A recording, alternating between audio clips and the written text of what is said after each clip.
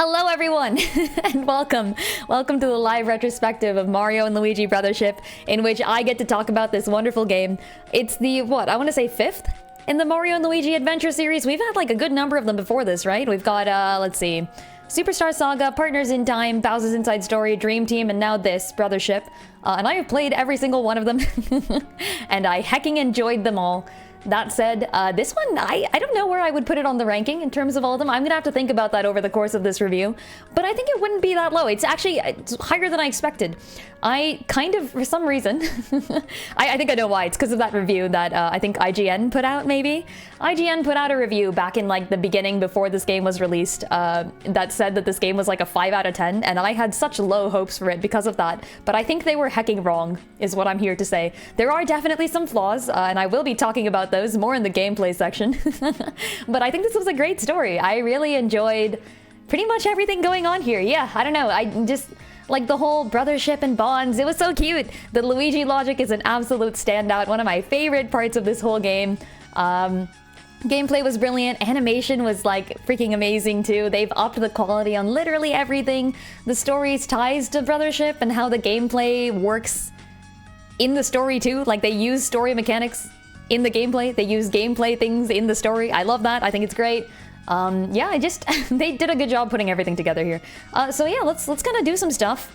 As usual in these reviews, I am going to talk about what I liked and what I didn't like, but more importantly, I'm going to be rating things, because I hecking love rating things. Oh yeah, good point. Paper Jam was the 5th. That's true. Are we counting crossovers? I wasn't really counting crossovers. Can we put Paper Jam in there? We'll do that. In which Lynn manages to make the stream work in her first time. It's never gonna happen. Never. At this point, we're never getting there. Alright, let's go ahead and switch to the rankings. Give me a second, folks. Alright. Nice. Okay. So I think the first few things that I wanted to kind of just go through all the islands and stuff. There were some really good islands in there. Let's take a look at them. Let's see what they were all about. And not only do we got islands, we got some really fun bosses too. So let's do both at once, I think. I don't think every boss has an island associated with it. Most of the bosses here are kind of just, you fight them on the clock tower place things. What are they called? The lighthouses in this one. You fight them on the lighthouses, so nothing to really go through too much. I'm gonna get through them a little bit faster than I did for, say, like Echoes of Wisdom. But I think there were some memorable bosses, and I do want to talk about those. Here we go. If I can just get the playlist in here, and then kind of put this thing on there. Yeah, and by the way, if anyone wants to take a look at any of the full playlist has been uploaded. Everything is on the YouTubes. You can check them out anytime. Yo, Tom Rolls, thank you so much for the sub. Heck yeah. 16 months. I hecking appreciate it. That's so great. Let's go to the first island. What's the proper first island? It's just Ship Shape, right? Did we get there immediately? I think we did. Let's take a look at Ship Shape. All right, here we are. The Island Link. What kind of link is this? Shipshape Island is an interesting island by default. I think there's really nothing much going on here, but it is the island that you start off in. Let's see if we can get an image of it. I think we started off on Rumbla like pretty quickly, actually. Do we even spend any time on Shipshape? Oh, we go straight to Rumbla and then we go to Shipshape. Did we get to Shipshape at all? Here it is. I found a little bit of Shipshape. Oh, true. Yeah, first island is Great Connector. But I think the one on this list it starts off with Shipshape here. We'll go in the order of this list. Here's Shipshape. It's a nice enough island, all things considered. I like the fact that it is a connecting island. I actually think it's really, really cool for you to have your spaceship be an island. This isn't the first Mario game to do that. I mean, we've seen Galaxy and Galaxy 2, more like. But both of those were really fun, and I agree with that. As for Shipshape. As for Shipshape. Good island. Great Connector, I think we'll rate near the end when we actually get, like, connector stuff going. What's this island? What the heck is this? I don't even know the names of the islands. What is this? Is it recognizable? No. Okay, that one's Twisty. Is this Rainforest? Yeah, this is Rainforest. Is this Great Connector then? No, this is Great Connector. What the heck is this island? Oh, it's Rumbla. Ah, yeah, there we go. It's Rumbla. Okay. So they put it in order of Rumbla and then Twisty and Rainforest. Right, okay. Because we're skipping the other two. That makes sense. I think all of these you access pretty quickly. So here's Rainforest. That's an island. I don't remember anything being particularly difficult or easy about this one, honestly. So I'm putting both of them down here. I think Rainforest and Twisty What are the quests you do here? You have to get the hair wax from Spiralia, right? And then Twisty, that's where you rescue Make It. That's the one with Emmett and Diode, so you do go back there later. I'm okay with both of those. I don't think they're like amazing or anything, but they're good introductory islands. Rumbla's a little better, actually. I do like the whole Wilma storyline. I think Gorumbla is an interesting twist. Having somebody who essentially is a bad guy become good. It's not the first time we've seen this in Mario either, but hey, every time we get one of those, I enjoy it greatly. The Island of Artists is also a really fun vibe. So I will say I'll give it an extra point for that. This is... Can't think of anything to make. Ooh, I can relate. Yeah, like, okay, the freaking masterpieces. I have to give this credit for being the first time we see the reefs before Isaac comes in and starts doing things. So yeah, you know what? I'm also just a huge fan of Wilma and the fam. I'm putting Rumbla up here. Rumbla goes all the way in A tier. Break It was a fun boss too. And speaking of bosses, I'm pretty sure Break It was the first boss we fought, right? Gorumbla boss fight, I don't think was pretty, like, memorable at all. I'm putting it all the way down in C. Like, he's an interesting character, but there's really nothing going on in the boss fight. Can I pull that up? Let's see if we can pull up when we fought Gorumbla. Gorumbla is when we come back to Rumbla, right? I think you do it, yeah. You come back to Rumbla, like, immediately. You don't even get any time away from Rumbla, and then you're immediately back. I think that was at the end of the second Rumbla part. Yeah, let's find that. Here we are. I found it. So he's not that bad. Oh yeah, this is the first time you encounter Luigi logic though. That's true. Because it's the first boss fight, you do get Luigi logic for the first time there, and it looks like this is right after we did Luigi logic, so here you go. Yeah, okay, oh my gosh. I'm gonna talk in a little bit more detail about Luigi logic when we get to gameplay, but for now we're just rating the boss fights. I guess this is a good introduction to Luigi logic, but it's not really, gameplay-wise, I guess like game design-wise, it's not structured in any different way just to introduce you to the fact that you're gonna do something Luigi logic-ish. So, I'm okay with putting it still low tier. I don't think you do too much there. The Luigi logic for this one was pretty fun. Let's see if we can skip ahead to that. Here we go. He's gonna try it out.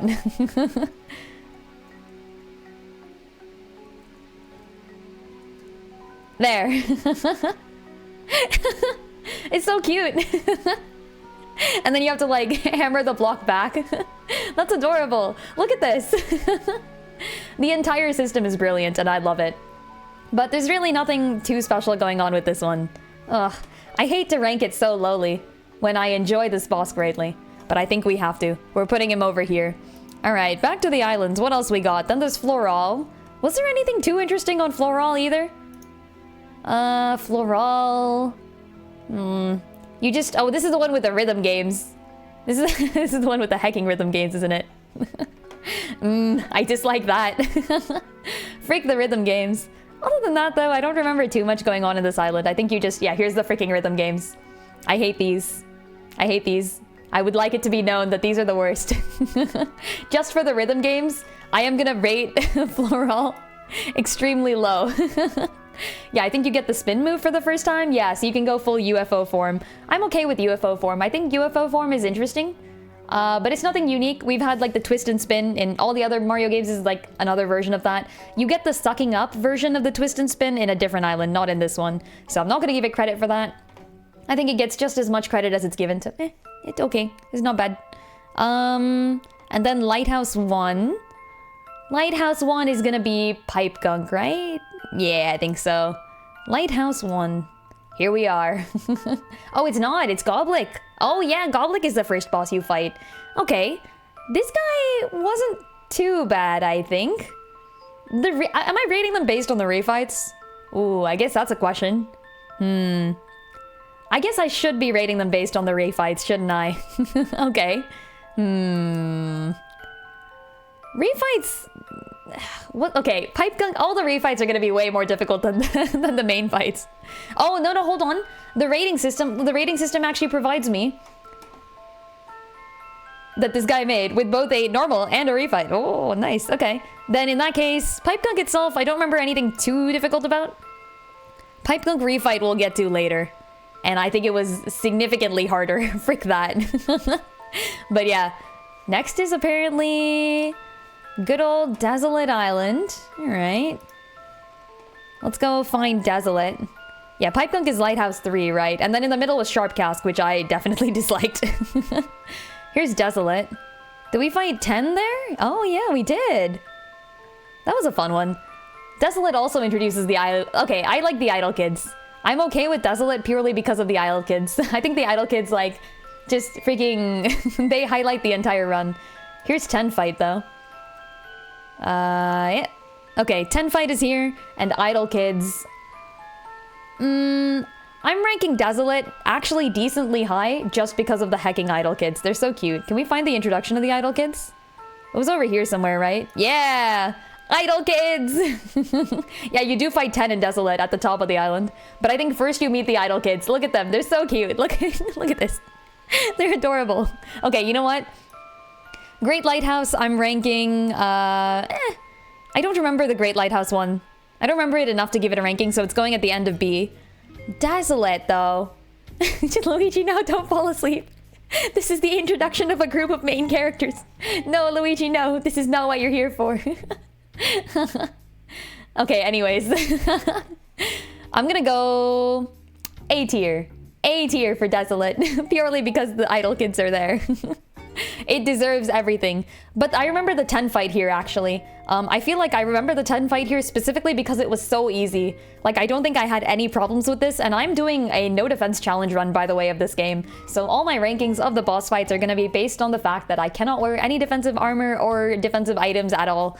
Yeah, even that said, it was not hard. So we're putting it here. Nothing too special about this one. I think he, like, throws these electric things at you, and then you just hit them back. It wasn't that difficult. They should have made a little bit more interesting ones there. But I mean, it's 10. It's just 110. What can you do with that? Not much is what to say. All right, next fight. Next island, that is. Next island is hecking Merry-Go, isn't it? I don't like Merry-Go. Where are we putting Merry-Go? This island felt like such a pain to go through, and yet I do like the puzzle. I will admit, that I enjoy the puzzle too much. I'm going up on this. All right, fine, fine. The puzzle was good. I really liked it. Frick, but I hated the fact that we had to do it, if that makes any sense. Oh gosh. It took a long time to get through, but at the end it was rewarding. Here, let's see if we can get to the puzzle. Here it is. There. Yeah, for those of you who have played, like, I don't know, Breath of the Wild or something, you've seen mazes before in games. This is one of those mazes where the entire maze is a circle, and you can, like, revolve parts of it around and switch things up and, like, turn doors off and on, and then throughout the quest line of the first time you visit this town, you're supposed to go into, like, the center of the maze and then get a view from above and then go to the, like, downside of it and then go to somewhere else, and it's just, it takes forever, and you're looking for Peach, and you would do eventually find her, which is fine. I think this is also the first time that I died to a normal enemy. I think somewhere around here in Merry-Go Island, I freaking died to, like, just a normal dude. Yeah, the hate-seeking pipes. I freaking hate these trees. These trees on the overworld throw, like, pipes at you, and you have no choice but to get, like, brained in the face by them. I just genuinely dislike that. I'm still keeping it an A, though. It doesn't matter if I disliked it. All that matters is how fun it was, and I enjoyed the suffering. Is that a good way of playing the game? Probably not. But hey, why not? We do get to meet Peach after this, though. So hey! I am a fan of anything that brings me back to Peach. I will agree. Just the fact that Peach shows up on this island puts it up like 5 spaces. And there is one more thing you do get to do on this island, if I remember properly. Which ranks it like straight at the end of A. Maybe even a little higher. Haha! This is where you meet Techniki! Yes! My favorite NPC of the whole game. So, actually, you know what? I revise my rankings. Techniki is too cool. Techniki is too amazing. We're moving Merry-Go up to ship-shaped tier. She's freaking too cool. This is unfortunate how cool she is. I hate the gimmick of this island, but because Techniki designed it, I'll have to give her points, okay? We're doing this.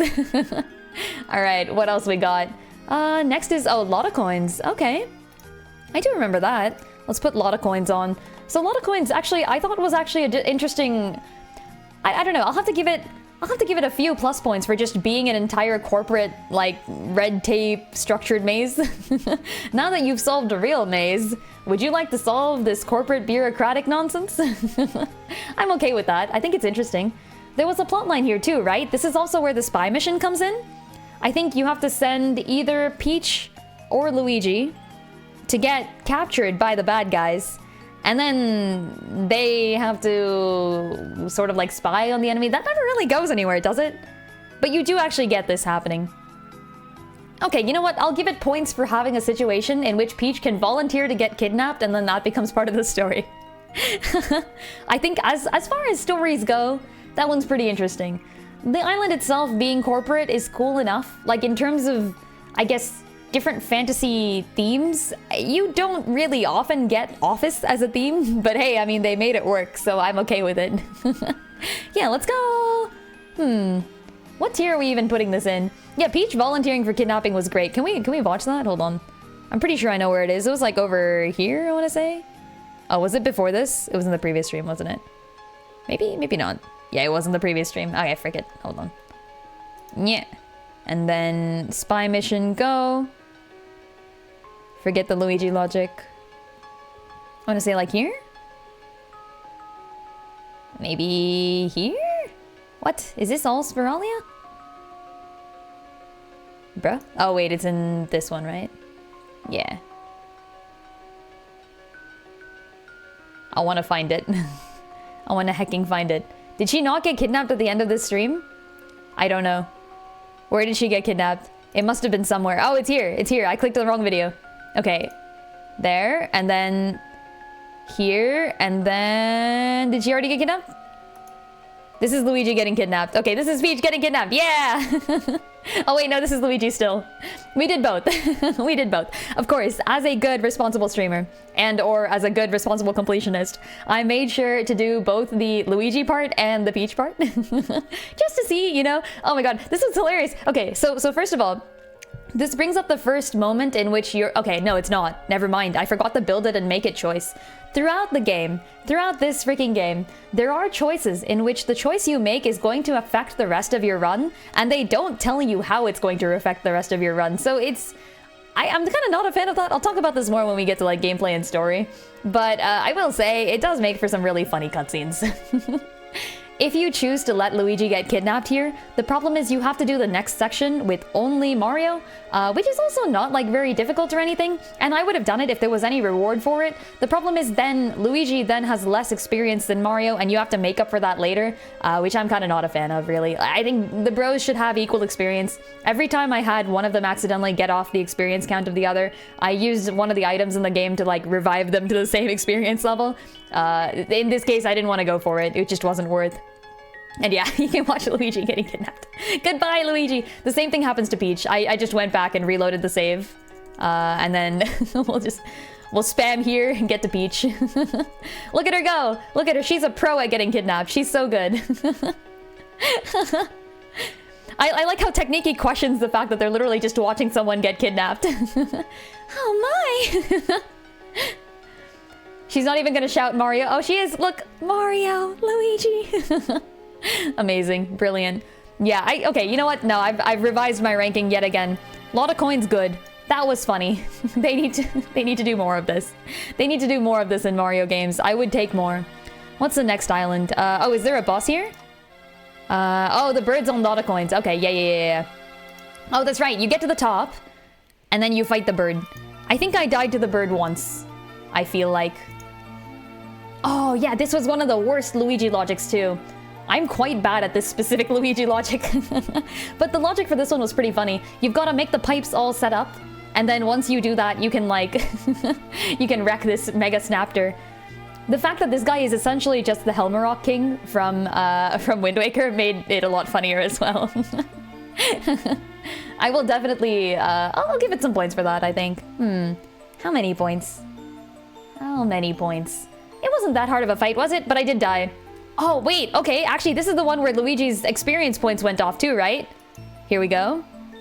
I think right near the end of the fight, Luigi hecking died because he got one shot by an attack, and then I had to freaking go through the next few segments of the game with Luigi significantly underleveled. I feel like this is a thing that happened here. Yeah, okay, watch this, watch this. So he gets up, right? He's got like 2 HP left, right? He goes for it. He kills Luigi. And then before I can do anything to revive him, he immediately dies. Why? I'm so mad. Killed me on the counter and then got wrecked. Genuinely terrible. Okay, but you know, I did I did enjoy that though. I did hecking enjoy that. We'll put it up 1 on the rankings. It's going to A. He managed to kill me. A out of Rill? What you mean by that? Getting so many repeats today, blaming Flora. Yeah, that's what happens if you summon on the gacha after pulling for people. Heck yeah. I can't believe he just died. I can't believe he just died and didn't give me a chance to revive my brother. SMH. Terrible, terrible person. Alright. Next is Allsand? Was Allsand next? I think we have this. This looks like sand to me. Oh no, but this is like a minor island, right? I think it is Allsand. Yeah. Here's Allsand. Huh. Pretty looking island. Pretty looking island, but I do remember this one specifically. Because the story doesn't tell you where to go next. I got stuck at the end here. Yeah, I remember getting to the end here with the sharks. And then like, I was just like, what's going on? Why can't I get to the end? And it turns out you have to unlock a cutscene that happens somewhere completely random. I want to say like in the corner somewhere. There's a cutscene with like this one guy. If you unlock the cutscene, then it tells you that Luigi should jump onto a branch and pull it in order to make something else work, and then you get to like distract the sharks, and then you can jump across to the button that Mario's supposed to press. And I knew you were supposed to do that. Like I could see the tree that you're supposed to jump on. It's like right there. But the game didn't let me do anything with it until I had found the right cutscene, and the cutscene was somewhere completely different. So yeah, I'm gonna mark this one a little low for just me getting completely stuck on it. But it wasn't a bad island, really. We'll put it in like B. B for okay. Ah, B for I don't like sand. It's coarse and rough and irritating and it gets everywhere. True. And the sharks too. I was so terrified of the sharks. And then like by the end of this island, I was like, yeah, frick the sharks. I don't fear them. Sharks can't do nothing to me. They ain't got no problems. All right. I think the next part is just, we go straight to the lighthouse, right? I think that was the end of the second sea. So lighthouse it is. It's gonna be in here. Oh yeah, also the idol crew just gets launched out of a rocket, didn't they? To break the wall? Why is that a good idea? Why did they decide that was worth it? Hold on. This is actually the only plan they could think of, is to put the idol kids on the rocket so that they could have the controller to the rocket and then crash them into the Great Wall at giant speeds. Why? This is not a good idea, friends. I mean, hey, I guess it worked. And then the children died. GG. The idol crew dies. They get better though. Yeah, pretty much. It's okay. The plan worked in the end, so we'll give them points for it. I'm putting all the lighthouses pretty low, aren't I? I don't know. I just feel like they weren't that memorable. Getting into the lighthouse was fine. What exactly happened in this lighthouse? I don't remember. Either way, we fight Sharpcask here, right? Okay, Sharpcask it is. Sharpcask was a pretty good boss, I feel like. I kind of enjoyed that. I don't think first fight Sharpcask was all too difficult, but it was definitely a thing. Yeah, here he is. There's Sharpcask doing his thing. Chillin'. I think the rolling attack got me a few times, but I don't think it was particularly impossible or anything. That said, the Luigi logic for this one was like probably one of the worst ones after the one with the pipes in the previous one. Like the bird Luigi logic was like probably the actual worst. This one was like pretty bad. Yeah, I don't like Sharpcask. Also, I enjoyed it. Yeah, I mean, this is one of those ones where like, I think I enjoyed the normal fight. The refight was difficult. Frick the refight. Poor game with its unmemorable lighthouses. I think it's because the islands were so memorable with like different characters and stories and atmospheres and vibes, and the lighthouses all just kind of blended together for me. I feel like I didn't really see anything too different about them. Yeah, this boss fight I remember more for the refight. I don't remember the main fight on this one at all, honestly. Let's give it like an okay rating. It wasn't too bad, was it? Hold on, we'll put this, It was probably better than like the Goblik guy. Probably. By like a little bit. Okay, I'll rank it slightly higher. The lighthouses are kind of just the boss fights. There is like a significant amount of dungeon that goes in behind them though. And I guess I've just kind of forgotten all that dungeon. Like, what happened there? I don't know. Okay, next island was Bulbfish. Ooh, okay, I really liked this one. This whole island is about not only the bonds between a young son and his father, who is, the father is somewhat irresponsible. The young son has been carrying for him the whole time. It's also about the fear of the unknown, and it's also about solving mysteries, and it's also about prisons, and it's also about the power of love. Everything happens on this island, and I genuinely enjoyed it. So yeah, mysteries, I'm a fan. I'll give this one's gonna get like a super high rating on my scale. I already know it. We're going back to the ratings, and we're going like, where is Bulbfish? Wait, what the frick? Hold on, that's Heat Freeze. That's the next island. Where the frick is Bulbfish? Is this Bulbfish? Is that Bulbfish Island? Why is it over here? Bulbfish goes before these. It is, right? I think it is. Okay, this must be Bulbfish. It was good. I enjoyed it. Really good island. Can't think of any game with memorable lighthouses. Well, now I'm curious. What game are you thinking about? Memorable lighthouses. Suspicious. Also, Reaper Loomish, yo, 15 stream streak. I appreciate it. Heck yeah. All right. Yeah, it's an okay one. Do they seem like criminals to you? Yes, everybody's a criminal. I think in the end we get to not only argue for the innocence of the young couple, Bernadetta and Chilliam, we also get to find the real culprit and take back the eggs, put them in the fish pond, and I presume that they're going to be eaten afterwards when they grow up, maybe. Potentially. Who knows? Either way, fan of this one. And I think Bernadette and Chilliam's story also leads directly into the next island, right? Which is Heat Freeze. I've got to give Heat Freeze like a somewhat good rating. There wasn't a boss on this one, right? I think not. Yeah. There wasn't a boss on this one. So we've got Heat Freeze now. Which, yeah, it's a good island. I like the fire and ice concept. They've done this before. Freeze Frame Galaxy in Super Mario Galaxy. Good Galaxy. I mean, I like this one just as much, to be honest. Oh, is this the first time we start seeing the depression rays also? I think it might be. Do we see the depression ray before this? We might have. I think we saw it maybe on Bulbfish, but maybe not. I think Layden, or like the son of Layden, was not being affected by it, right? Potentially.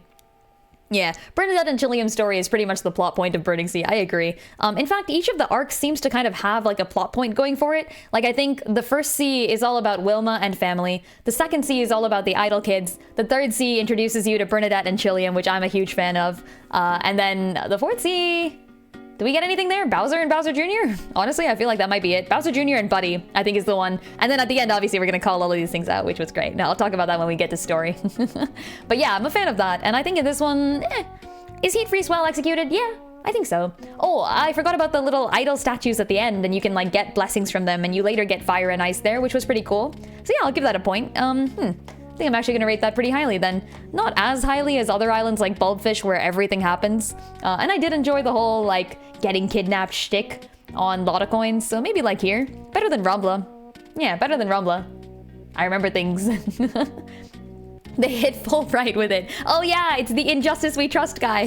Hey. Good times. Not gonna spoil anything. Alright, what was next? So we got this. Oh, then we got Slip and Glide and Scorchill. Scorchill's a boss for me. Echoes of Wisdom, that's not it. Scorchine. There we go. Slip and Glide was the ice one. I think you meet 10, right? Which one did I do first? I did Scorchine first, right? Yeah, I did Scorchine first. Here you go. I think nothing special happens here other than you meet Dr. Volko and get the Amp Berries. There wasn't like a story or anything. I think you just get the Amp Berries and leave, right? I'm pretty sure that's what happens. Yeah, okay, alright. Well, that's not special. We're putting it in like, maybe it wasn't as bad as like... I guess I'm ranking the Great Lighthouses really low. I don't know, as islands, there's kind of nothing going on with them. And then this is like in the hate tier. I hate All Sand. I hate All Sand so much. Hate. Why? There. Okay, I'm gonna put... Yeah, I'm putting Scorchine over here. I don't remember anything happening here other than just get Volko and get Amp Berries. Slip and Glide is at least a little bit better, purely because you get, the 10 thing, like you're supposed to, like, go meet 10. Didn't, like, the Idol Kids also do some espionage here? Maybe? Or something? I think that was what happened. The Idol Kids, like, staked out this island. Oh, you know what else happened on Slip and Glide Island? This. Frick the volleyball game. Frick the volleyball game so much. No. I hate this. I hate this so much. For context, when I played this game, I managed to get 97 on my first try at the volleyball game. You have to get 100 to pass. I got 97 on the first try, and then it all went downhill from there. It was so bad. What the frick? Okay, I despise this island. Does the volleyball game single-handedly sink Slip and Glide Island is the question here. We did, that's true. Chat did so much gambling on the volleyball game. Just here for the volleyball review. I'm glad all the lurkers are stopping by just to freaking remark at the volleyball. Nah, I'm kidding. Welcome, guys. How's it going? No, stop. Stop rating 20 for the volleyball game. Only nat ones, please. Alright, anyways, yeah, I'm putting this island in Y tier. I hate the volleyball game so much. Yeah, I'm gonna talk about the freaking volleyball game. No! Damn it. Why? I trusted chat. I trusted chat and look at where that got me. Okay, something else did happen in Slip and Glide, didn't it? I think we also, like, met 10. Did we fight 10 again? Was there, like, a boss fight there? I feel like I've skipped a boss. I think we've gone a long time without seeing a boss, and that is suspicious. It's really suspicious. The real boss was the volleyball, freaking... I still have faith in you. You could have done it in 7. Don't trust a volleyball. Friends, do not. You do fight... Yeah, don't you fight 10? When did that happen? I'm looking for that here, and it's just not there. I think it's because, like, 30 minutes of the stream was just volleyball. Oh shit, it actually is 30 minutes. Wait, hold on. I'm going back to the... Wait, look at this, guys. Okay, so... You can see this, right? I started playing volleyball here at like 101, and then I keep playing volleyball. I fought some more people. I went back to play more volleyball. I'm still playing volleyball. I've continued playing volleyball. We have not yet finished volleyball, and then there, I finished volleyball right here at 1 hour and 47 minutes. It took me 45 minutes to finish the freaking volleyball game. I think that's more than, like, any boss fight. This is a challenge run. I am playing this game with no armor, no defense. First playthrough, I picked the wrong moves on Luigi and Mario because we weren't given enough information to choose. And I think I still spent more time on the stupid-ass volleyball game. Oh my gosh. Yeah, okay. Anyways, it was fun. It was a good time. Yeah, where is his lab? I definitely did go to his lab. Like, it's not like we did... Oh, it's because I have to wait till the end of this whole section, right? Maybe? Did I go to the lab at all in this video? Was it in a different one? Oh yeah, wait, here. Oh, I'd already been to the lab, I think. Yeah, this looks like the beginning. Did I go to the... Oh, I think it was the previous stream. I think that's what it is. I think we went to the lab at the end of this... Yeah, here it is. Here it is. Oh, that's Grampy trying to frick him. Okay, wait. Yeah. There. Found it. Yeah, and then 10 just runs away. I actually did enjoy that. Okay, you know what? I can't not rate... Can I? Slip and Glide Island is gonna be like... just... It has its own tier. You know what? It has its own tier. Add a row below. Meme. Meme tier. Oh, you know what? All Sand is also a meme. Oh. I think we found the truth. I think Y is also the meme tier. I think this is it. The real boss was the volleyball we played along the way. Yeah, frick this. Volleyball tier. There. Just gonna leave it there. This is fine. Just don't trust a volleyball. Just hecking don't trust a volleyball. Okay, what was next anyways? I think we did skip a boss, didn't we? Oh, no, we didn't. Or maybe did we? Okay, according to this list, there's a refight here. What refight is this? Goblik? Oh, no, it's the, it's Pipe Gunk. Okay, so then next is Lighthouse 3. I guess there was just no boss before Lighthouse 3. That's kind of weird. Oh yeah, I guess there just was no boss before Lighthouse 3. I think you just go straight to Lighthouse 3. I think that's fine. Okay. Pipe Gunk. Here it is. Okay, here's the Luigi logic for it, at least. There we go. Nice. Look at him go. Steal the remote. Yes. Do it. Go, Luigi, go! You do fight 10 in Slip and Glide, don't you? Or does he just run away? It's not there, though. It's not in the boss list. I think maybe I should re-rank 10, because you do refight him, that's true. Yo, Super Slick. Yo, Arlen Kels, how's it going? I hope I'm not joining too late. It's never too late to join a review. Always down to hear people's opinions. Yeah, okay, I did like this one. I actually did like this fight. I thought it was actually really well done. The fact that you get to choose between the 3 areas, there's ice, normal, and then fire, obviously, which we're currently in. I'm okay with this. I remember the refight more. I definitely remember the refight significantly more than I do remember the first one. But I think I enjoyed the original fight too, actually. I thought it was creatively done. So you can see the arena shifting over here. The point is you have to grab Shun's remote and then switch the monster. If it's currently in fire, you put him straight in the ice. If it's in ice, you put him in the fire. You don't give him time to chill out in the main area before doing so. And if you do, you get the critical hit. Yay! Okay, all right. I'll give it some points for that. Lighthouse, I guess, itself is going pretty low, though, on the rankings because, once again, I don't remember anything about the lighthouse. Did we do anything in the lighthouse? I guess I should make, like, a lighthouses tier. Lighthouses. I did spell lighthouses right. There. Lighthouses. And we'll put Floral up here. I just didn't like Floral, I guess. You do fight 10? Do you refight 10? This is clearly the fight from Desolate. Whoever made this list did not include, yeah, whoever made this list did not include any slip and glide refights. I thought you don't fight him. I thought he just jumps off a cliff. I thought he runs, and then you go to the top of the cliff, and then he jumps off of it. I think you may not fight him again. Do you? Are you sure? I'm gonna have to check the VODs. I don't remember. Anyways, Pipe Gunk main was quite fun. Maybe even more fun than the bird. I mean, I'll give it points. Okay, next. Next. What was it? Ah, okay, next I think I went back and did Gloom Goblik. Yeah. Alright, let's go find Gloom Goblik. Where is you at? No? Yeah, maybe here. I titled this one. Oh, there it is. Yeah. Here we are. There is Eagle. I think this was my first Glom refight.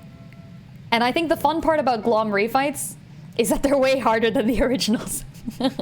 I genuinely enjoyed all the Glom refights. I think they're gonna go pretty high up on my boss list. This one might be maybe the lower side of it, because I don't think it was too bad. It was definitely hard, but it wasn't as bad as the other ones. In terms of mechanics, I think Sharpcast's attacks really got me. But yeah, we can take a look at him. Hold on, yeah. I don't think I did too badly. And I think it was actually fun to navigate. So that deserves a high ranking. That does deserve a high ranking, honestly. Didn't get that you had to move it to the opposite temperature to get the crit until you died a few times and then the game told you. Ha, nice. Yeah, sometimes, honestly, you just don't think of things. Valid. Not a problem there. We'll rank him pretty highly. All the Glom refights, honestly, might just make it to S tier by default, because I enjoyed them so much. They were so good. Having refights in a game is just brilliant. For any one of us completionists, like, I was already playing on a challenge run, you know, no defensive items, no armor. And having to refight an enemy, and I tried to do them as early as possible too. It's just so fun. We need more of these. Please add more of these in here. Mario devs, if you are listening to me, more refights, thank you. We'll be talking more about that when I get to the gameplay section though, of course, so, Alright, next island. Is this way away? Did it really go straight to way away? Huh. I guess it did. Oh yeah, I just did a few quests between then and then... oh, it's off and on. Yeah, okay, that makes sense. Off and on island. Here we go. Nice folks, really. Also enjoyed the gambling in the refights. Yeah, I think all of chat was gambling on whether or not I would succeed. I did significantly better on the refights than I thought I would do, which is nice. Yes, they do also give you more upgraded gear, which is a good reward to have if you're going to be playing things on challenge runs anyways, you know? Like, heck yeah, please, give me more items. I also really like that none of them give you armor rewards, because I was like, I can't use that anyways. Thank you. Appreciate it. All right, the story with Off and On was kind of cute. I'll give it points. I actually did enjoy the whole section here with like Bowser Jr. and Buddy, and then like you have to masquerade yourselves as normal Concordia people and walk your way into the little plaza and be like, yeah, we're not Mario and Luigi, we're Marco and Luisa, this is fine. That was all really fun. Can we get Bowser's speech in here? He gives like a really cool speech. Was this on this one? I guess it wasn't. I think we went straight to Bowser Castle. Frick. Was it here? Yeah, there we go. Bowser's speech. Look at him! Yeah! Look at him go! We're taking over the world, yeah! I'm on your side! Yeah, I've said this before and I'll say it again. I am a huge fan of Bowser. He's genuinely an interesting character. He's not just a bad guy. You may be a bad guy, but you are not bad guy. Wreck-It Ralph has never applied more. Like, I think the Wreck-It Ralph scene is very valid. We need disguises, perfect, yeah. I love the fact that they get revealed in the end because Luigi, like, takes a drink of a coconut and, like, he's just like, soda. Yeah, look at this. Totally normal, Mario and Luigi. Yeah, we're just not suspicious at all. They're still out there. They could be anywhere. Who knows? Find them and kill every last one of them. I'm kidding. All right, we'll rank this one pretty high. Was it better than Merry-Go? Probably. I'm showing Technique a little too much favoritism here. Okay, fine. Yes, I did enjoy the off and on story more than I enjoyed Merry-Go. God damn it. They could be in this very room. They could be right behind you. Also, wait. Look at this. Hey, red guy, green guy, you're eager to get out there. I like it. Wait a minute. Those outfits. He's just... Every brain cell in his mind is spinning so hard right now. Don't tell me. Mario and Luigi. You dress like them to fool their allies. Yeah. I love this so much. Okay, anyways, we gotta give Bowser major points for just being a bro. You know, he's helping us out, really. Oh, next fight was Bowser fight, so that means next island is Bowser Castle? Yeah, it is. Okay, Bowser Castle. Bowser Castle is always fun. I think anytime we go to Bowser's Castle, I enjoy it. It's such a nice vibe. Look at it go. Look at these designs. They know how to make Bowser Castle look imposing and make it feel imposing walking through it. That said, the dungeoning here I actually didn't like. I remember specifically being a little frustrated at the puzzles. I liked the elevator system, I thought it was cool, but having to like go back and forth between multiple rooms with different elevators and the plug points kind of don't work sometimes and it's a problem, I disliked it. I think I'll have to put it like maybe one step lower on the ranking just because of that, but I mean, it's Bowser Castle. I think I'm carrying it with nostalgia. Merry-Go's on top, wasn't expecting that. Personally wasn't a fan because I found it hard to navigate. Yeah, actually, that's exactly what I said too, Super Slick. I agree with you there. And I actually think this one kind of fits in the same boat, so maybe we make a new tier for that. Add a row above. Where it's kind of just like... carried by the characters. Like, I feel like both Merry-Go, where you get to meet both Peach and Technique for the first time, and Bowser's Castle, where you obviously get to meet Bowser for the first time. I think both of those are islands that I didn't really enjoy the navigation of, but I did enjoy like the sort of story and the characters and who we're meeting there. Not as good as the islands where you have both of it, but yeah. Yeah, exactly, both of them. It's Technique and Peach. Like, I can't get mad at that. Come on. I'll give it... here. Both of these get their own little tier, carried by the characters. And I'm putting Bowser's at the top of it, because it's Bowser's Castle. They played the good music. Like, come on, I can't say no to that. I really can't. All right, next island is... Oh, are we already nearing the end? Okay, I guess Bowser boss fight first, though. Here we are. Bowser boss. This one was fun. I really enjoyed this. I thought they did a great job with this boss fight. This one's probably going to go near the top of my rankings immediately. First of all, hecking clock out blow. Such a great attack. Second of all, let's see if we can get one of Bowser's attacks in here. And then there was also the whole starship thing, right? Or not starship, but you know, the shmup part. You do have to shmup at some point in the middle here. Let's see if I can get one of the... Here. Okay. Normal attacks, that's fine. Where's the shmup part? I think I failed it so fast, it's gonna be difficult to see. I'm really bad at shoot-em-ups. I'm just absolutely terrible. Love how Bowser uses attacks from Bowser's Inside Story. Yeah. They did a good job. They did... Fighting Bowser is always like, it has to be a scene, you know? It has to be a spectacle. Mario and Luigi will fight Bowser and it will look cool. Was it on the refight? Okay, so it wasn't in this one. That makes sense. Yeah, fair enough. I forgot you do fight him later. I'm gonna rank this fight, then... I guess... Oh yeah, there's a different ranking here for Glom Bowser. Okay, alright. So normal Bowser... I actually did enjoy normal Bowser too, because I remember enjoying it.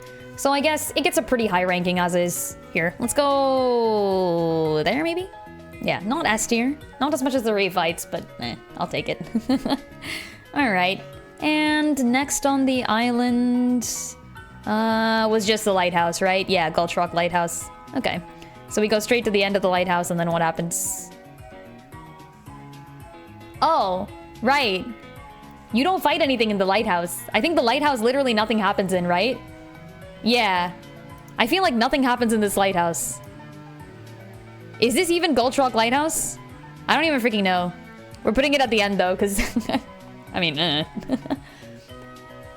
As someone who finished Bowser's Inside Story relatively close to playing Brothership, Bowser pulling moves from it made you giddy. Yeah. I really love when they do that. And the scene later, I think someone was calling this out in chat as well when we saw it. Oh, I found the shmup. I found the shmup. The scene later where Starlo shows up and gives like a little chicken thing to Bowser to heal him. Like that's his healing item when you play as him in Bowser's Inside Story. So just love it. So good. Here's the refight, because I think that is the next thing we do, is we go refight Bowser. And there was a shmup. Why? Why would you put a shmup in my game? I'm just speeding through me complaining about the fact that there is a hecking shmup in this game. And then, like, I immediately die. I don't think I got anywhere far in this. I had to strategize through this whole thing because I wasn't winning the shmup. Look at this. What is this? I think I die in like 5 seconds. Give it a moment. I'll be dead soon. Why? I did like very minimal damage. Alright, I think I'll rank the whole fight pretty high though. I do enjoy all the refights, and Bowser refight was actually stellar. There were a lot of things in here that I appreciated, and part of that was just the insane animations. Like, it just looks cool. Like, here, we'll kind of go back to where you introduce it. Here, this is the castle. Okay, cool, nice. And it takes 4 corrupted great lighthouses to get Bowser down. This is like the equivalent of the endgame attack in Breath of the Wild. It takes all of that to put Bowser in full corrupted state. But like, look at this. Look at this, it's so cool. There are enemies from both Dream Team and Bowser's Inside Story in this game. Yes, all throughout the game. I love that they're reusing some old stuff. I wish they would kind of do this more, honestly. I'm a huge fan of Partners in Time, so I would have liked to see some Shroobs or something. Like, I don't know, maybe they made their way into this universe. That would have been really cool. But yeah, I guess fair enough that they don't do that, considering that we did technically annihilate all the Shroobs. Whatever, I'll take it. It's funny how Bowser is always mind-controlled corrupted. I mean, yeah, he does get mind-controlled corrupted in Bowser's Inside Story as well, huh? I mean, they make like an evil clone of him, and then you fight the evil clone. It's not quite the same, is it? Look, he's got rocket shoes. That's so cool. I'm such a fan. Oh my gosh. Yeah, really fun refight. Lots of interesting stuff going on in there, and very difficult too. I think I might have gotten this one first try, but it was like on the wire. I think I was definitely like pulling it. And you can see, I think he starts like exuding glom and stuff, and then, good fight though, good fight. Here's some little animations. Let's turn this down though, and let's give him a rating. I think the rating is pretty high. I'm going for, yep, top of S tier. I agree. I agree with myself. Top of S tier it is. All right, next. I think we're nearing the end of the lighthouses, right? Were there even any islands after this? Oh, it's just Fortress Socket. Okay. Fortress Socket shouldn't rank too highly, right? Well, actually, no. I did enjoy it, I think. But not as much as the final dungeon. Wasn't there also Jellyfish? Oh, we didn't do anything on Jellyfish, I guess. Oh, wait, that was later. I think we do... Wait. Did we do Fortress Socket before Jellyfish, or is this just wrong? Hold on. Yeah, there was Gulch Rock Lighthouse, and then the Bowser fight. And then, yeah, then we should be going to Jellyfish? Maybe? Is Jellyfish in here? Hacking Jellyfish? Oh, Great Conductor is before Fortress Socket? Oh, okay, then we gotta swap these two, huh? Okay, hold on. Great Conductor next. Was that at the beginning? Yeah, I think it's here, right? Here. Yeah, we're going back to Great Conductor. And then... I think you meet the Great Conductor himself. All hail the Great Conductor. Here he is, just chilling. I can hear the comments. Look at that divine guy. Such brilliance, I might faint. That kind of attention could be a real problem. He's talking about why he doesn't go out in public. Hecking introvert. Valid. Alright, yeah, I remember the boss fight. There was like a quiz portion. There was like an attack portion. It was okay. It could have been better, but I did enjoy the fact that there were like a quiz portion to begin with. Like, it made you try to recognize the animations of the characters. That was fun. See if we can find that here. Something like this. Oh wait, that was later, right? You do fight him, but later. I think you fight him later. Yeah, I think I went back to Bowser first. Alright, well, boss fight, I remember it. I think it was like... was good. Wasn't as good as, say, like Pipe Gunk, but maybe better than the bird. Bird goes down to B tier. Yeah, that's true. Props to the great conductor for the reference to Sephiroth's Supernova and his bros attack. Is that a thing that happens? I've never seen Sephiroth Supernova. I wouldn't know. Alright, and this one... Fortress Zocket's next. Okay, let's find Fortress Zocket. Here. Fortress Zocket was an interesting vibe, but I don't remember, like, any of the dungeoning. What happened in the dungeon? Oh, that's right, you get lost for the first time. Yeah, that was fun. Okay. I did enjoy that. This is the one where you get lost, and then you have to, like, solve the little platform refights like this. That was fun. Okay, I actually did enjoy this. Okay, no, yeah, I'm changing my mind. I was gonna rank Fortress Zocket a little low, but now I remember.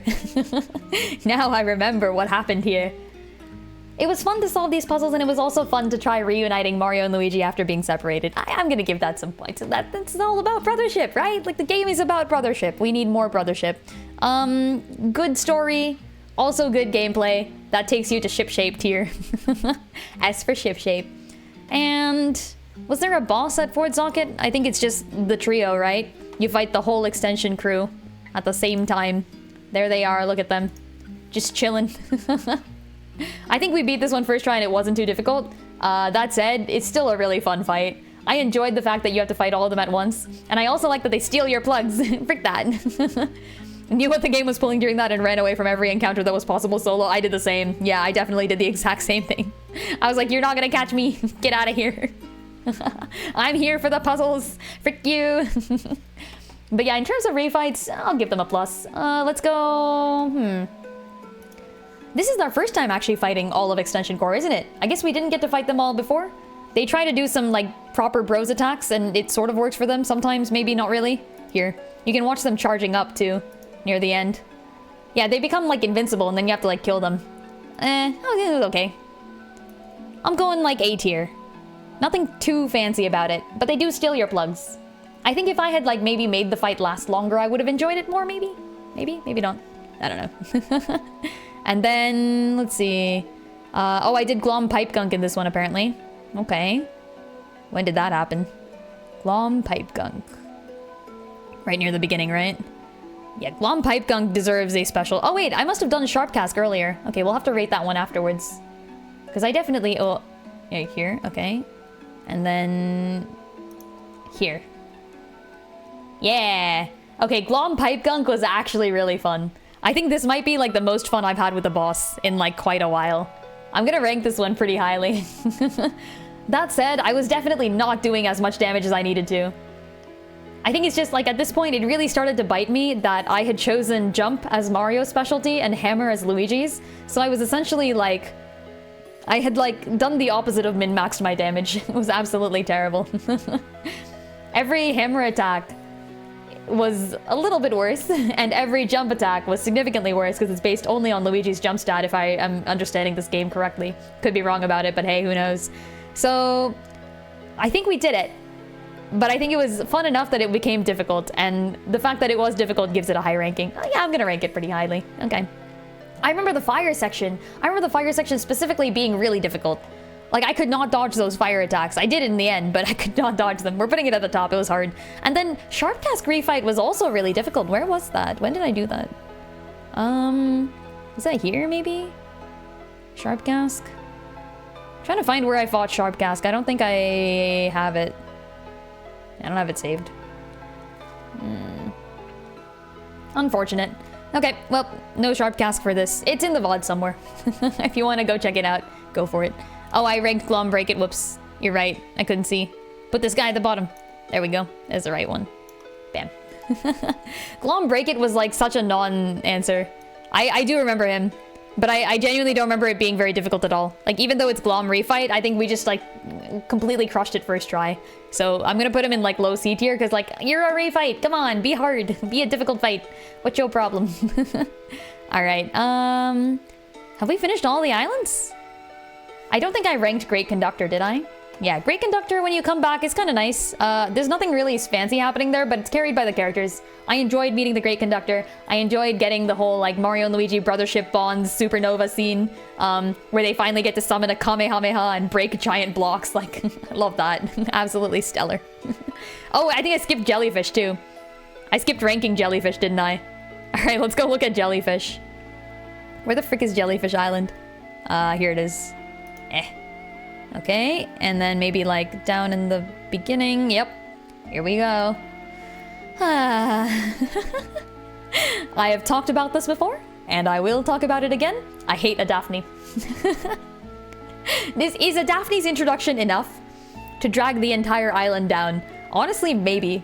Because this entire island story is about recruiting a Daphne, who we proceed to immediately not use at all. And she's also like just a terrible person to begin with. Like, we've been introduced before in the Techniki side quest to the fact that a Daphne's kind of a dick. And so you go and beg her for help and like do all her requests for her. And then afterwards she's like, oh ho ho ho, I will only help you, but only if you disregard all of your friends and follow my plan and only use my people to build the things. And Techniki's like, what? No, don't do that. And you can literally choose to do that. Like, that's a terrible idea. Why does this even exist? The only thing good about Jellyfish Island is that Emmett and Diode sometimes perform here. Other than that, freak a Daphne. Not a fan of these people. I think Jellyfish might be the lowest island on the list. I think we might put this like extremely low. He's the only refight that's obligatory. That's true. I guess he is. Yeah, good point. But Bowser is a refight, right? Oh, it doesn't count. Glom Bowser is pretty much a completely different fight. I mean, yeah, it's still Bowser though. You know, he still does Bowser-ish things. Just different Bowser-ish things. I'll agree with that. Yeah, I'm gonna put this down here though. Even below everything else. Wait, actually, hold on. Even below everything else. There we go. I put in the wrong one. A Daphne tier. Does she have her own tier? She's as bad as volleyball, if not worse. There. She's so bad that she ranks worse than volleyball. That's how you know. Actually, I think this was a genuine thing. During my playthrough, I had volleyball in the LVP spot, and then I took that off and I put a Daphne in there, I feel like. So this is canon. This is hecking canon. A Daphne is terrible, and you also don't even need her for the story, so like going and recruiting her just feels unnecessary and also long and boring. And you have to like walk through that like super fancy posh island. I don't know. I didn't enjoy making pizza either because it's just spamming buttons. There's nothing to do with that, so. Okay, next thing I think is just the Zocket fight, like the actual Zocket fight. Let's go on and find that. Mr. Zocket. Or should we say Miss Zocket? Oh, because you turn out, you find out the real truth. Oh, I found the Gorumbla refight, actually. Hold on. Here. Gorumbla refight here. Yay! Bam! Look at him. Gets wrecked. Unfortunate, the poor guy. He really is doing his best. Yeah, this one wasn't hard. This one really wasn't hard. Okay, let's go find Zocket. Versus Zocket. Oh, did I fight? Oh, you fight Zocket first? Oh, you fight Gorumbla after Zocket? Shit, I forgot about that. Alright, here. Whoop. There we go. And no, this is Reclusa, so Zocket must be before? Even earlier? What? Oh, I guess you do fight this really early. Huh. Alright. Fair enough. This was an okay fight. It was pretty difficult though. I remember it being really difficult. I think I went into this one with like, was I lacking plugs? I feel like I might have been lacking plugs. Maybe. I don't quite remember. There was something that made this fight difficult, and I think it was just the fact that the fight was difficult. Oh yeah, they had some really good attacks in here. I love this lightning balls one. I liked all of them, to be honest. Alright, yeah, I'm ranking this fight high. I think this was a good fight. This was a good fight. Let's go ahead and put it high up on the rankings. Ah, frick it. Is it better than Bowser? Maybe. I'm putting it in S tier. I enjoyed the Zocket refight. It felt like a good final. I did think that there was going to be another fight right after it, but it turned out that that wasn't the case. Because it turns out there's a whole another bit of story left over. Oh, I also forgot to rank Sharpcast refight. I remember that. It was pretty difficult, but it was like good. I think it was S tier, because I enjoyed all of the refights more than I enjoyed the originals. But, I mean, I'm just saying. I'm just saying. I don't think it was as good as Pipegunk, and I don't think it was as good as Bowser. Oh, was this the first time we saw the bros get glommed and used against you? Oh, yeah, okay, that was good. That was really fun. Can I get that? Hold on. I remember specifically allowing that to happen once. I think we actually allowed Luigi to get captured. Oh, here we go. Yeah, there he is. Just gets hacking captured. The fact that they can steal your brotherly bonds is terrible. Is he gonna steal me away? No, I think he just auto-amp buried. Okay, valid. I feel like I did allow Luigi to get captured once to keep him alive. Just because. It was worth it. It was worth it. Good fight, though. Really good fight. I give it high tier. S tier for sure. Alright. Only one island left now. And it's the main one. It's the Solitary. Scrolling down the list. There. Enter the Solitary. Final stage. Final stage. Okay. And here. Yeah, so lots of interesting stuff going into this one. I feel like, hold on, let's see if we can get the little, like, region of plugs in here. It's like a sort of ring of plugs that you're surrounded by. Is it in here? Maybe not. Near the end, maybe? Like, just as we were exiting? There. There's the ring of plugs, yeah. You've got to go collect all these plugs from like various sections of the dungeon, and I think that's really cool. The fact that you have to enter this place with the bonds of friendship, we'll talk about that more in the story, is really awesome as well. I love that. Collecting the bros, collecting all the bonds, and you like forge your way in, and then you collect all the plugs and you put them in the spots and you light them on fire, and I guess they're also lanterns maybe, I don't know.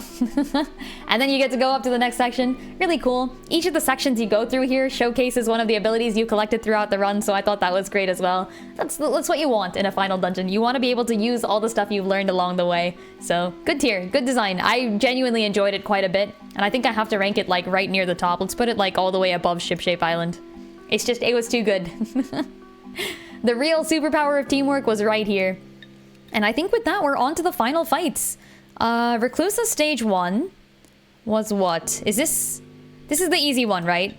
I think we fight Reclusa and like it's super fast and quick. Don't we fight Reclusa and it's like super fast? Hold on, where is that? Is it this? No. Oh, is this like the... Is this the... What, the tree? Do we even fight the tree? I think we dodged the tree's attacks like twice. And then we immediately went in. Yeah, he enters the Solitary, right? Yeah, where was that? We did that. That was the thing. Where'd it go? Bowser saved us. Ah, I think it's... Okay, it's the, like, shmup section, I guess. Yeah, I think it's the shmup section that they're trying to hear. Okay, alright, fair enough. Yeah, this one wasn't too bad. I think you just... You're supposed to kill him fast. You're supposed to kill him fast and then keep going. That's pretty much it. And then once he does that, he enters the Solitary, right? Yeah, let's skim forward into that. Here? Connie... Ah, there, wait, no, this is what they're talking about. Yeah, I kind of like this. Fighting planet-sized foes is genuinely fun. But this fight did not last very long at all. I think if you essentially just win one of the shmup sections, you're okay. And then you get to continue from there. Isn't that how this works? I think this is how this works. You just have to win. And then the plug points don't matter. You just have to beat the shmup. If you fail the shmup, you have to fight these like random little alligator cables. Yeah. In terms of the fight, that wasn't that great, but it is kind of cool that you have to do this whole shmup section. I don't like shmups usually, but like, okay, it's solid A tier. Nothing too fancy going on there, but the shmup carries it. The shmup carries it, actually. Okay, top of A tier. There. Meanwhile, there is also the final fight. Okay. So, final is here, I think, right? Yeah. This is final. And here. Okay, yeah. The final fight was good. The Solitary fight should have been longer than fighting for alligator things. I agree. I actually really like dodging the giant tree. I think it would have been difficult, but I definitely could have actually figured it out. That said, the final fight here, so there's 2 phases to this one, and you do have to do both phases if you fail. Which, I mean, like, I can't say anything bad about that. You know, I did expect it. We failed right at the end the first time, and then got back the second time and just barely managed to succeed. I mean, okay, no, I think the second time I definitely could have done it. 3 phases? I'd say there's 2 in the final bit here. So there's like this phase where he's in his little hole thing, and then there's the one where he comes out of the little like armor thing person place, yeah. I think the previous phase is not necessarily the same fight. Like, I would say Solitary is different, and then Reclusa is different. Like, when you're fighting the Solitary, you're fighting the Solitary. When you're fighting Reclusa, you're fighting Reclusa. But yeah, I guess technically 3 phases. I also will say it's not necessarily 3 phases, because you don't have to restart from Reclusa when going in here. Yeah, special call out to the fact that he analyzes your bro's attacks. It's really, really fun. I am genuinely, like, just, I was so shocked when he started that. And I called it immediately, too. Like, I used, so I remember I used, the whole, like, connector thing. Like, what's the final attack with the Great Conductor? Connector, something like that. Yeah, I used that attack. It's my strongest attack. I used that attack first, and then immediately got it analyzed, and I was like, ah, shit. Like, it said, like, analysis beginning, and I'm like, oh, no, that's not good, that's not good. I just used up my best attack.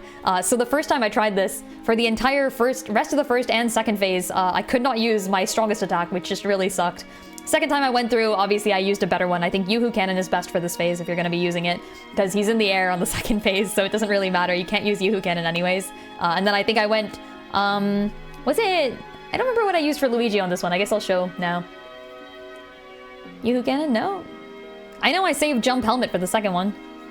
What did I use? I guess I used Max Mix Vortex. Alright, valid. Reclusa on the Solitary has 3 phases. 1 is the core, 2 is Reclusa, and then he has the phase where he goes mad. Oh, you mean like the one where you don't fight? I don't think that's a phase. That's like a victory lap.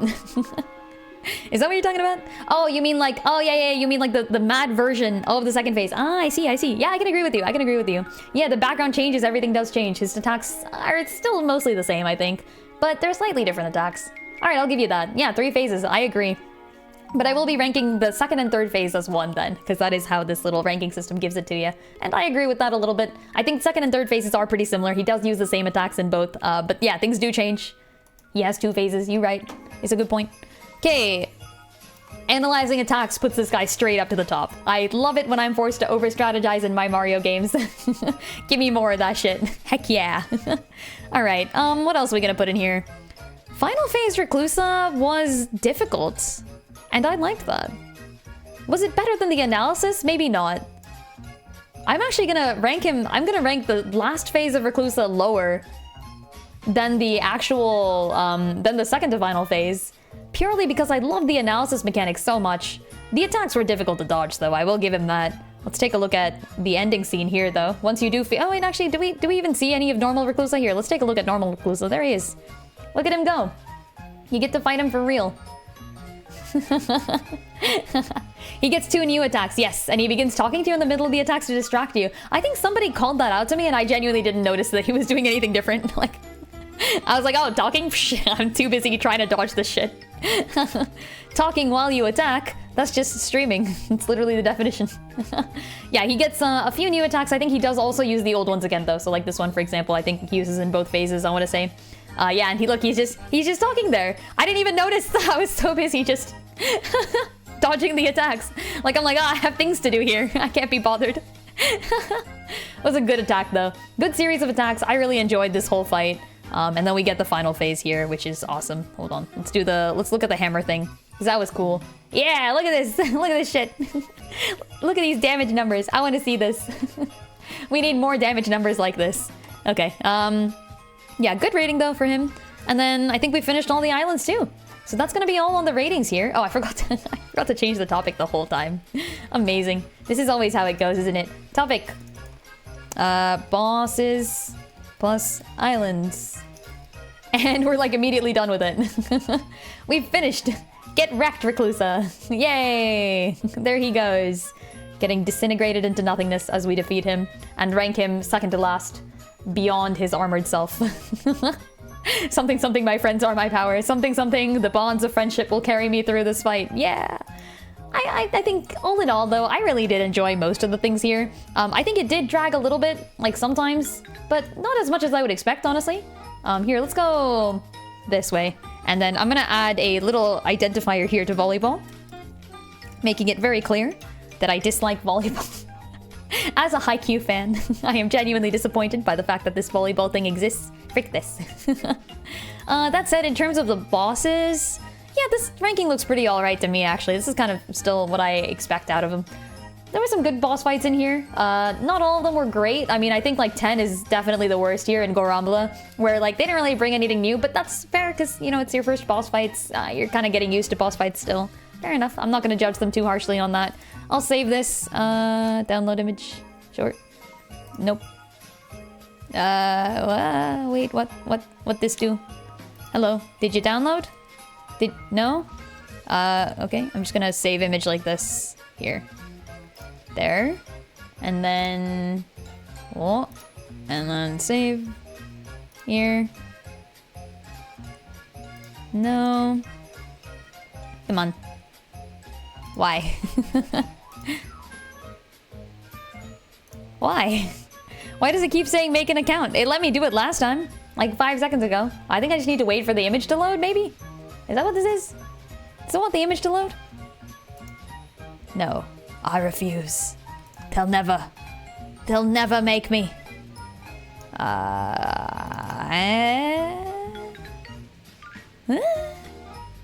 Save again.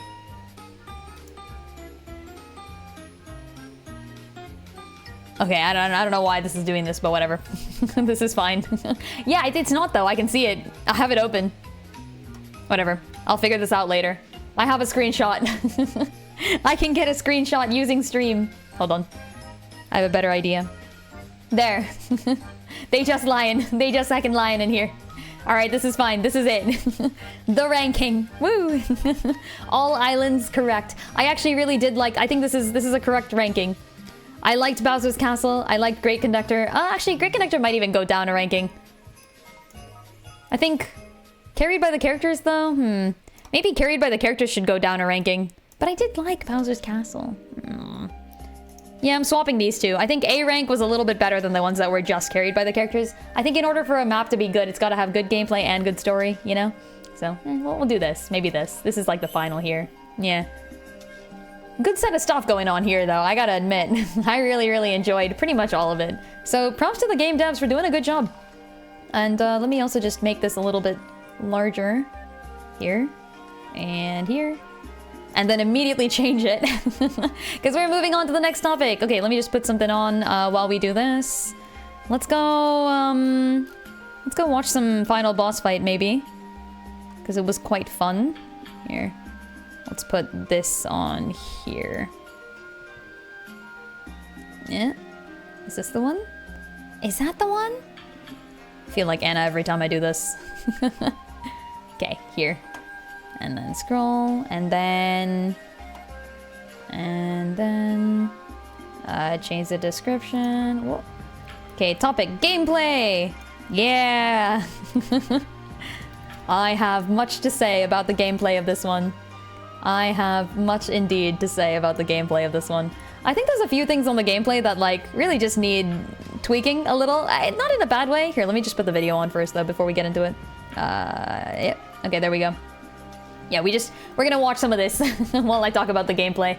But I really do think this, first of all, they did a good job. Like, I'm not gonna say this was a bad game at all. I think I really enjoyed the game, and like, despite the fact that I do have some things I would definitely fix about the gameplay, I think a lot of it was really good. So I do want to call out, like, first of all, the attacks, like the animation, are freaking amazing. Like, I love that. Give us more of this. It's so cute. Like, watching them do the whole, like, bounce and stretch, and they nailed that shit every time. Even, like, the timing on the counters, it felt a little easier than previous games, but not in a bad way, like, kind of in a good way. I wish they had an item that made, like, the timing harder in return for doing more damage or something. I would have taken that. They do sort of have the Masterpiece Belt, I think, which you can only get if you choose Make It back at the beginning. But if you do that, you get 15% extra damage on all of your, like, what is it, bros attacks? Yeah, all of your bros attacks, but only if you get an excellent. If you get a great or below, then you lose 20% of your health or something like that, which is great. Like, I love that. Because, like, if I get great or below, then, like, I'm gonna freaking fail. Like, I am playing this on a challenge mode. So I'm gonna get excellence, so I love it. Yeah, the excellent animations are great. Each of the attacks has this perfect animation that shows that. But I should be talking about that more when I talk about, like, art and style. So let's go back into the gameplay of it. I do think I want more buffs and debuffs. There is one debuff hammer in this entire game, and it's outclassed, like, significantly by endgame, so you really don't want to be having that anymore at the end. I don't like that at all. I don't think that's good. I want, like, Paper Mario always does a better job than this. I don't know why, but like, I want some way, like, give us a plug where, like, easy solution. Give us a plug where we can apply debuffs, right? Make it like, I don't know, I want to say like 3 or 5 uses, like make it super low so that you have to really conserve it, you know, and like plan around when you can actually apply debuffs. But the fact is here that Luigi Logic has introduced the Octopath braking system to this game, and they should take advantage of the boost system as well. Yeah, the debuff is pretty bad. It lasts for like 1 turn exactly. So it's just not great to have. Luigi Logic, though, best part of the game. Gameplay-wise especially, but also story-wise. I'm glad that they're giving Luigi a bit of a spotlight here, so huge fan of that. Mechanically, as I said earlier, it's the shield break system from Octopath, so if people here have played Octopath Traveler, if you haven't, check it out. It plays similarly to this game, although it doesn't have the action inputs. It's like it's a pure RPG rather than like an action RPG. But yeah, it's got the whole like Luigi Logic system in it, Octopath does, and this one does a great job sort of using that system. You break the enemy, and you have to like kind of decide on the right time to break the enemy, and once you do, you go all in with your attacks, and you get like twice the damage as usual. So I love that, it's so good. Give us a plug, we can apply debuffs like Dizzy, Ice, and Fire attack, correct, but that's not exactly what I meant. I mean things like attack up, defense down to the enemy, to yourself, etc. Like defense down on the enemy, attack up on myself. I mean things like that, yeah. Ice is fine, Dizzy is fine, Fire is fine, but none of them work on bosses, so it's kind of useless. Like, I'm not gonna be... I guess I do kind of use them on, like, normal enemies, but only for, like, fun. You're not gonna be applying Ice to a boss. I think it literally just doesn't work. I tried. Maybe I just got really unlucky. Maybe I got unlucky and gave up, I don't know. But since they didn't work on bosses, I don't count them as even debuffs at all, honestly. If they do work on bosses and I just failed, I guess that's kind of my fault, but it also doesn't really do much of a damage increase or decrease, and that's what I'm looking for here. I'm not really looking for like Ice or Fire. Ice would be nice, I guess, but like Fire doesn't do much. Dizzy also would be okay, but doesn't do as much. I want something that's like 30% defense down. That's what I mean by like buffs or debuffs, but good point, good point. Yeah, so Luigi Logic, good stuff. I want like a system of boost to go with the break. I want the ability to buff myself or debuff the enemy. Also, stats choice in this game. No rolling for stats this time? Okay, I guess I'm fine with that. I think all the other games had rolling. Did they? Did they all? I feel like most of the other games have roll for stats. I guess I don't really mind either way, honestly. Like, just give us straight stats. I wasn't really like, I didn't have a problem with it, but I was like, oh, what do you mean? There's no gacha with my stats now? Huh, gasp. How could they? Yeah, all previous games had rolling, didn't they? I've played them all, but yeah, I'm trying to remember if any of the previous games didn't, and I feel like I can't remember one, so eh. That said, there is a thing here that you do essentially have random choice on, and it's the random choice buffs that you get at the end of every 6 levels. I do not like this. I do not like this at all. The fact that you have to make a choice on which buff you want, and then you can't change it later, is absolutely terrible. And I've spoken about this before, both on stream and on this specific review. I did not like the fact that I chose Hammer for Luigi and Jump for Mario, and then like immediately regretted it. Like, why? You have to make that decision before you get Jump Helmet and Clock Out Blow. Jump Helmet is Luigi's attack. Clock Out Blow is Mario's attack. So like, I made the decision. I'm like, okay, I guess Mario can be like Mario Jump Man, right? Like, so I'll just give Mario Jump. Maybe he gets to specialize. He'll be like my main damage dealer. And at that moment, there's a his main attack was the red shell, and red shell was solo target. So I was like, okay, since red shell solo target based on your jump stat, I'll go ahead and like buff Mario's jump stat, and then Luigi, maybe he'll get like some hammer attacks later that could be solo target or something. But then they swapped the person of Jump Helmet, like they gave Jump Helmet to Luigi instead, and then they gave Clock Out Blow to Mario. Why? Why are you doing this? I think Clock Out Blow is based on the damage of both the bros' hammers, so it doesn't matter as much, but Jump Helmet really just fricked with me so much. I did not like the fact that Jump Helmet was locked that way. I don't even know if it scales on Jump Helmet, like maybe it doesn't, maybe I'm complaining about nothing, but the fact is, because of the fact that I was supposed to be using Jump Helmet with Luigi, I had to put the good boots on Luigi, which means that if I'm going to be attacking anyone with Luigi, it's probably using Jump. But I prioritized his hammer damage, so it just did not work out well strategically. There's a super easy solution to this. There's an extremely easy solution to this. Literally just let us change them. Like, why are we not allowed to change them? Like, that doesn't change anything with the gameplay. Just give us the ability to change the freaking buffs you choose. And yes, Tom Rolls, you're totally right. I am going to discuss this. Certain items are locked into a single early game decision. This is correct. Right at the beginning of the game, you must choose whether you want to save, build it, or make it first. And this actually influences which 5 items you get later throughout the game. And I don't think I looked this up properly. I did look it up back then because I wanted to make sure. Hold on, make it versus build it. I wanted to make sure that I picked the right bro. Okay. There's a list somewhere. Somebody put a list of items and like I looked at them and make-its were just better. Like significantly better. Accessories versus gloves. Okay, here. Somebody wrote out make-its kit. So the stuff that you get that's unique to make it is escalation belt. Increases damage the longer the fight goes on. That's pretty good. Miraculous belt. That's the one that I relied on. I freaking loved that. Bros boost at 15%. So like you do 15% damage extra with any of your bros attacks, but if you get anything less than excellent, you lose 20% of your HP. I'm so fine with that. Like I'm never gonna do less than excellent. I believe in myself. And then you get like overcharge brooch, which is like recharge plugs 3 times faster, but you lose 5% of your max HP every turn. I'm also fine with that. Like I don't care about HP. I'm not doing a defensive run. Yes, I also legit restarted from a save. I had to replay 4 hours of this game from the beginning because I picked Build It on stream. You'll notice me pick Build It on stream. And then like at a certain point, I was like, guys, I went and replayed half the game. Okay, not half, it was just 4 hours. I replayed 4 hours of this game so that I could hecking get and make it. I'm so mad. Got lucky that I noticed I had it wrong before it was too late. Yeah, it's okay. So the other thing is I didn't go back and replay to fix that either because I didn't notice until it was too late that you had the different like jump and helmet thing, but I did restart for make it versus build it. The point is, a lot of these decisions are kind of just, in my opinion, bad gameplay decisions. It's not something that makes me want to replay the game. It just makes me frustrated that I can't play this current run of the game better. So fix that. Literally fix that. Apparently there's a few gloves here. Nobody... Oh. Okay, here. Getting builded is a real nerf, says somebody online. I agree. Battle ready gloves. Start the battle with plus 20% power and it lasts 2 turns. That's so bad. Battle weary gloves. Start the battle with plus 20% defense. I can't even use that. Roulette gloves. Boost a random stat at the start of each turn. That could be good. That could be decent. But it is locked to this run, so you have to choose build it at the beginning, and then like near the end of the game, you get roulette gloves. I dislike this. I think make-its is just better. Oh, okay, hold on. Last ditch gloves. Oh, never mind. Last ditch is different? What is this? Oh, that's cool. Wait, what is this item? Last ditch gloves. Bros points plus stash are increased by 50%. But if you take any damage, you're instantly KO'd. Oh, that's so fun. I want to play the game with that. Shit. Yes, I used my time powers. I sacrificed 4 hours of time to fix the game. As a wizard, it actually only took me 2 hours, I will admit.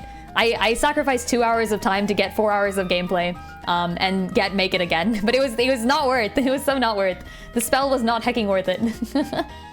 Oh, gosh. Okay, yeah, stats choice, bad. The fact that you have to choose things in this game and they don't tell you what the choices are going to lead to, just bad.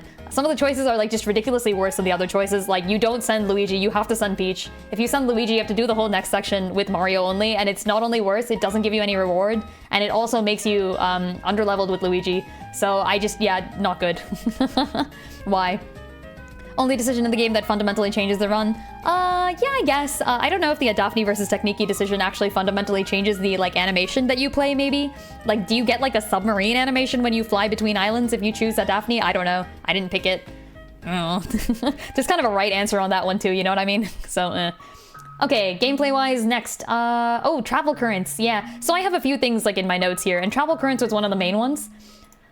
This game reminds me of Wind Waker, but it's also kind of Spirit Tracks, you know? Like, the main thing here is kind of Spirit Tracks. I do want to point out the Idle kids are wearing rather Link-like outfits. But unrelated to that, this game feels a lot more like Spirit Tracks than it does like Wind Waker, purely because of the fact that you're stuck to the tracks. The one difference is that there's nothing to see or do on this ocean. Like, you can go stand on Shipshape Island and just kind of like look out and there's like nothing there. And the problem is, unlike in most games where you are sort of incentivized to collect things by watching the world populate itself with more creatures, islands, civilizations, whatever it is, in this game, as you go through the ocean, you actually pull things onto your Shipshape, so then you don't see them anymore. Which is kind of bad. Like, I mean, I get that you're supposed to like go finish side quests while you wait to get to an island, but really what actually happens is like I just fast sail to whatever island I'm going to, and then I have to circle that island like over and over again while I like wait for things to happen. Yeah, I'm not a fan of that. I'm really not. Maybe, oh, and then like, okay, you also, at some points you can travel back to the Great Lighthouses and like do the refights, right? And that's such a hassle, like traveling back to any island. And you do also still need to travel back to the islets. And if you're ever traveling back to an islet, then you basically just are like driving through a whole bunch of empty sea where you literally cannot see a single thing. And then you like get to the islet and then you jump onto the cannon and stuff. You can't even warp straight to the cannon. So you have to like walk into Shipshape Island all the way to the front of the island and then get on the cannon and then go to the island. And that's just so inconvenient. Also, as you're going through these islands and connecting them with the Great Lighthouse Connector, they get added to your ship shape, which is kind of cool. Like, you know, they're trailing behind your ship. Fine, I like the sort of image of that. But realistically, you're still gonna use pipes to travel between the islands. Like, that is the Mario thing. This has not changed either. Like, it's not like the islands form one cohesive whole or anything where you can, like, walk between them freely. Like, that would have been kind of cool. Like, maybe like an open world section that continually grows. You don't get that. You still travel between them as separate, disconnected environments that are connected by pipes. So, like, why? Like, I mean, what's the point? You're still connecting the islands with pipes. So here's my solution. I don't really know if there's anything you can do to like completely fix this, but here's my solution. I think this would have been better. Leave the islands where they are. Just freaking leave them, okay? Like, you don't need to connect them. Maybe instead you connect them with like a giant line of light or something. Like a sort of thin trail of light that goes from the top of the island all the way to like, I don't know, your Great Lighthouse or something. Like whichever Great Lighthouse is nearest, right? And then that can just stay there in the sky and look pretty. Add a few more things to the ocean, because if I'm gonna be traveling across the ocean, I want to have things I can do there, right? I know, yeah, you're supposed to do side quests, yeah. If you're staying on top of your side quests, then you finish them super quickly, exactly, before you get anywhere meaningful. And then you're like, And also, you should never be required to do a side quest. That's bad game design. Like, if you give the player a bunch of time and just be like, do a side quest or else, then people feel like they don't want to do side quests. I don't like that. Yeah, I agree. Like, I think the best solution is Concordia as an open world that grows with each island you get. That's the thing I suggested first. I can see why they may not have wanted to do that, because maybe like gameplay, like could be like a data restriction, could be like a runtime restriction. I'm not gonna judge them on that. Like, open world games are hard to make. I know they can make Odyssey and stuff, but like this would be bigger than Odyssey. So are they willing to put that effort into like an RPG? Maybe, maybe not. I don't know. But either way, I think like I'm not going to force them to do something like that. An easier solution is just leave the islands where they are. Have the Great Lighthouses be like the connection point for each of these islands. Like, you just kind of thread them together. And then maybe at the end of the game, you like have this cool giant animation where like kind of like a sewing needle, like you pull all the threads and like all the islands come together right at the center and they form like a giant cohesive continent, and that can be your main collecting island, I guess. And then you'd be like, yeah, I did it, we connected Concordia. Like, maybe throughout the whole game you're setting it up so that you can connect things in the end. I like the concept. I really do like the concept of having all the islands follow you around, but like realistically, since you're still traveling through them with pipes, it doesn't make a difference. Like, just leave the islands where they are, bro. You don't need to connect them. They did have this thing every now and then where like, oh no, this island got disconnected, go find it again. I feel like that would be realistically solvable on either of those two solutions I proposed. Like, if you have, I don't know, like the connections with the giant line of light, like maybe it's like, oh no, the island got disconnected, go connect it to the Great Lighthouse again, and you'd be like, okay, and then you can go reconnect it, like that's fine. Yeah, I don't know, I just didn't like that like specific thing. I didn't like the fact that we're going through the world and making it more empty. It's just bad. All right, what else? Oh, the battle plugs. Okay, all right, yeah. Let's talk about the battle plugs. Okay, so first, let me let me be very clear. I liked the battle plugs. I thought they were good. I do enjoy the battle plugs. I thought it was really cool. They have like tons of different options. Some of them were really like thought-provoking and super intriguing. I didn't even use all of them to like their full functionality, and I am gonna go through them and rate them a little bit more detail later. But I think if I could change like one thing about it, the recharge effect is like super tedious. Like, for the battle plugs, I hate recharging them. Because, okay, imagine this, right? You've got like 2 uses left of Deluxe Auto, which is a plug that only activates if you use another auto plug. You can't use up those auto plugs until you use up another auto plug, and you can't recharge them until they're at 0. And then recharging takes another 20 turns. So to even start regaining the Deluxe Auto plugs, you have to waste like 2 uses of a different auto plug, and then wait like 20 more turns. And if you're fighting like multiple super bosses in a row, or if you're doing a challenge run like me where I don't have any items, or I don't have any armor, you know, I've got to take all the damage I can take, then grinding back your plugs between boss fights is super tedious. I didn't really do it sometimes. I just went into the boss fight. I was like, frick it. I have to do what I can. This is terrible. Great system. Unfortunately, Lynn is one of those who hoards the Master Ball and never uses it. That's not even the thing though. Like, I want to use them, but I know the boss fight is coming up, right? Like, I have to use them here. It's one of those things where I have an easy solution. I have a super easy solution to this, right? Okay, actually, first of all, like the easiest solution, which is not the best, is just allow the option to like automatically drain a plug, okay? I want to be able to like open a plug and be like, set this to 0, and then I can start recharging again. That would be fine. That would be enough. It wouldn't be great, but it would be enough. The best thing that they could have so easily freaking done is just allow us to recharge plugs at any point where we can recharge health. That's it. It's so easy. Literally just like, does it really hurt us to be able to recharge your plug point? Or it doesn't even have to be anywhere where you can recharge health. Maybe like you go back to ship shape and you can recharge your plugs there. This is not hard. It's literally an electric plug. I don't see why we can't have this. Like, okay, even better, even better. Imagine this, okay? You go back to Connie, and Connie uses the power of the connector or something, I don't know, to like recharge your plugs for you. Like, that would be a cool way to get people to talk to Connie more often too. And like Connie can have little like things to say and stuff and be like, oh yeah, like here, I can charge this one. Like, that'd be great. I would love that so much. I think the fact that you have to like, and then if you want to, you could just like take a pipe back to ship shape at any point where a pipe is accessible, and then you can recharge your plugs and go fight a boss again, right? And you don't have to like sit there grinding for it. It was terrible. Yeah, I don't know. I'm the sort of person who conserves Oh, I forgot to use the stat boosters. No, I didn't use any of the beans until the end of the game. I didn't even use them at the end of the game. Frick. Would also explain why the watering can is empty at the end game all of a sudden. Oh, that's because that's water can, I think, right? I'm pretty sure the one that you get at the end of the game is because that's watering can. Why didn't we use Connie's? Connie's isn't good enough, I guess. Rip. Yeah, wait, Connie uses hers to revive the Great Conductor Island things. Yeah, okay. I do actually do this in tactical RPGs too. Like, I think all the challenge runs I've done of like any tactics game, I keep collecting these stat boosters throughout the game and then I never use them. Rip. Oh gosh. Islets not being brought to ship shape is annoying if you have to go there later. Like the islets you have to go, yeah, exactly. Agreed with that. Got confused a few times because you had to go back to some islets and couldn't find them for the life of me because they were so spread out and hard to find on the map. Yeah, because like nothing else is there. I think make the map smaller, like Spirit Tracks. Make the map a little smaller, make it easier to traverse, add some enemies on the map or something. I guess you don't really need that, actually. I don't need the demon trains to be in here. But like add stuff to do, like add things to see in the ocean. Like take out some of the budget that they put into the amazing animations and stuff. I know they're so good. Like I don't want to decrease the quality, but like take some of that stuff and put that into making the ocean look good. The whole game is about the ship. And you want the ship to be cool. Like, you want to be able to look out with your telescope onto the islands and see cool things happening, you know? That would be awesome. Or just make it open world. Open world that the world grows. That would have been really cool. But yeah, I think either of those would have taken some effort, at least. Plugs would have been easy. Just hacking gave us the chance to recharge them. Okay, was there anything else I wanted to talk about here? Gameplay. I don't know. I think that's basically it. Was there anything else? Oh, yeah, okay. I guess let's transition into story real quick. Go into story. Let's go into story and characters real quick, because I do agree with the fact that this game had... I've complained about gameplay enough.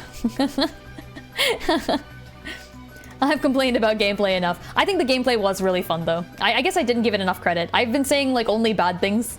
Okay, before we end out the gameplay section, let me make it clear. I enjoyed the gameplay. I thought the gameplay was very, very fun. I just thought there were also multiple flaws, which is kind of a problem.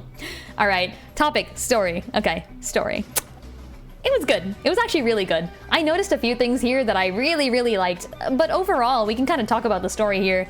If I'm to analyze this a little, it's about two separate things, right? The story is about A, the first most obvious thing, the bonds of friendship and family and love and mentors and rivals and brothers, right? Like, that's the whole thing. It's like Brothership. The game is about Brothership. I think that's really cool.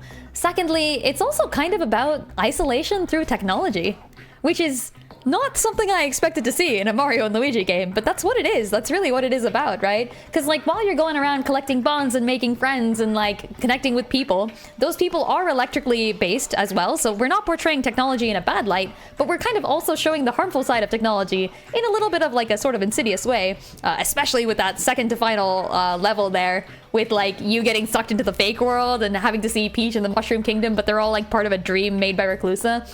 It's great, it's great. I love this sort of juxtaposition of technology being super useful and cool, and like the connector tree and like battle plugs and like outlet people.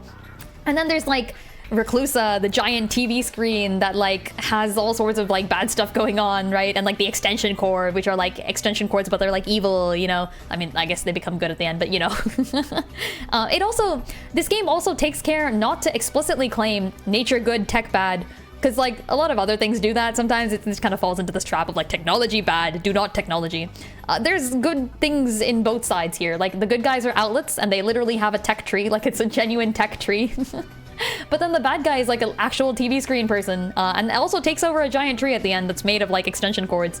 Really cool stuff. I love the theming going on here. The part at the end, like, the whole end game, where all the people are, like, trapped in their own worlds and matrixed. It's supposed to be something of a metaphor, is how I'm reading this at least. Something of a metaphor for like people sort of getting sucked into their TV screens and being lost in it, right? Which makes sense because Reclusa he's a TV screen. Like he's been going around and like telling people to be isolated and just dream about their perfect world, right? Like go online, everything is perfect there. You don't have to think about the real world. But then technology can be cool and useful too, right? Like Connie's connecting people through technology and like powering the plugs, and like the great lighthouses are like bastions of security and safety that connect all the people, and yay, and the Unitree is like a light bulb. It's cool, it's great, I love it. That said, we can't not address the main theme of the game, which is just bonds, right? Hecking love it. I love the fact that, I think I mentioned this before, every part of this game, so like every C in this game has its own sort of like story going on. Like you go to the first one, and I think you meet like Wilma and Make It and Build It and Gorambla, and the sort of first C is about them.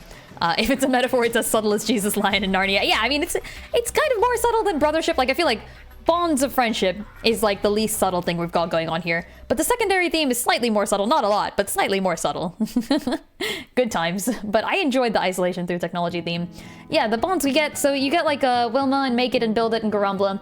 You get friends, you get Idol Crew and Peach. You get like Junior and Buddy. You get Love, right? You get Bernadetta and Chilliam. They're cute. You get, I think, 2 different mentor-student bonds. You get Connie and Cosette, and then like Emmett and Diode. There's rivals, of course. You have the Extension Core, and then to some extent Techniki and a Daphne, although they never really explore this in more detail. I would have liked that in a little bit more detail. And then, of course, last but definitely not least, you get Brothership. You get Mario and Luigi. That's really cute. I love that in a game titled Brothership, they have finally given Luigi a bit more of a role and emphasized in the story the fact that Luigi is smart and has like a cool, creative new way of thinking of things. That is so cool. Please do more of this. Please show us more of Luigi's genius side. I genuinely enjoyed that. Give us more of that in the story. It was amazing. I also want to call out that Bowser does not get a freaking bond in this game. Like literally everybody else gets harvested. Either harvested or trapped. Everybody else. Except for Bowser. He's just chilling. He doesn't have any friends. Because like, so at the end of the game, you come to this point where you need to collect the bonds of friendship that you forged throughout the way and use those to like smash through the barrier around the Solitree and go and kill the big bad guy and win and save the day. And you harvest, I think, Wilma, Make It, Build It, and Gorambla. That's one. You get Idol Crew and Peach. You get Bernadetta and Chilliam. Connie and Cosette, right? Emmett and Diode. And then the final one is the Extension Core, which you can see this on the stream. Like, I was like, they started talking about like rivals and like, wait, you mean even bad guys can have bonds? And like, oh, like even people you hate can have bonds? And I was like, oh, it's gonna be Bowser. It's so gonna be Bowser. It's gonna be like Mario and Luigi and Bowser. That would have been so cool. But then they didn't do that. And I'm like, okay, I guess it's fine to have the Extension Core be a bond. I get why they didn't do Mario, Luigi, Bowser. Because I think if they had done that, then the Luigi slander has ended. Wait, yes, true. Shout out to the fact that we finally have gotten over the Luigi slander. I'm okay with a little bit of Luigi slander. Like, he gets teased a little and that's fine. But like Luigi's good too. Okay, we believe in Luigi. Yes. Yeah, I genuinely enjoyed all the Luigi parts in this game. But yeah, no, Bowser doesn't get anything. Bowser gets hecking screwed. I think if they had done Mario, Luigi, Bowser, there wouldn't have been a Concordian involved. And I don't think you can harvest a bond if there's no Concordian. I feel like that's my reasoning for why we didn't get that. But like, come on, imagine, or like at least if we just got like Starlo Bowser.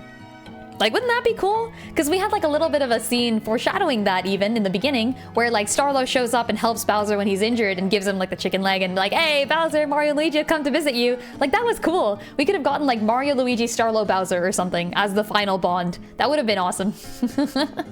I think, I guess we didn't get any like Bowser and Bowser Jr. either. That could have been nice, but I get that Bowser Jr. and Buddy is like a bond. It's already taken up. I'm okay with that. I don't want to change that, so eh. Yeah, they could have added in here. If I had to fix it, here's what I would do. Even Bowser and Nameless Goomba number 3 could be done. Yeah, the guy he yeets at the end. Down. I'd be okay with that. I think actually if I had to fix it, I could have like maybe added in a Concordian in place of like Kamek or something. Like maybe Kamek didn't get sucked into this world. I don't know. We've had Kamek enough. Fine. We don't need another Kamek. Have like this other Concordian take the place of Kamek and be like an advisor character to Bowser. And maybe like this is the guy who told him about the fact that there are ant berries on Way Away. And like, I don't know, like some guy who was like previously just living on Way Away. And like Bowser shows up and this guy's like, oh dude, okay, all right. And like maybe that guy becomes friends with Bowser or something. I'd be okay with that. He could just have the exact same role that Kamek plays in the game. Or you can even keep Kamek in the game and just have the guy like chill and do the same things. I'm okay with that. And then now that you have a Concordian in there, you could be like new Concordian character, Bowser, Starlo, or like new Concordian character, Bowser, Mario, Luigi, or something. And that could be like the final thing. I don't know. I think it would have been cool though. I do think Bowser deserves a bond, especially since Peach gets to show up for the Idle Kids bond. That's cheating. You can't give Peach a bond and not give Bowser a bond. Okay, it's not how this works. A Daphne was enough Luigi slander for the entire game. A Daphne sucks and we could remove her from the game and make it better. Yeah, get rid of a Daphne. I'm an Daphne denier. That's what I am. Speaking of a Daphne, I do indeed have a few things I'd like to rank here. I believe we have a character tier list. Ho. Here. And then let me just... Oh. Computer's getting mad. Computer, no. Do not get mad. Okay. Here. He didn't deserve to have that put up on him. Yeah! Daphne is freaking... Like, not only is she a dick to Techniki, she's also just casually sexually harassing Luigi this whole time. And nobody's gonna say anything about it? Excuse me? I will defend my Luigi. I will hecking defend. Okay, here. Yay! I remembered to change the description. Woo! Characters. All right, it's time. Show your favoritism now. Oh shit, hold on. That's me, by the way. I'm gonna show my favoritism now. Remember, kids, this is an objective tier list. Everything I say is completely correct and should be taken as if it is the truth and all truth. Okay, let's go. I think there are some characters that I'm gonna immediately put in Y tier. I'm just looking at this. Connie, yes, I take nothing else. You're right.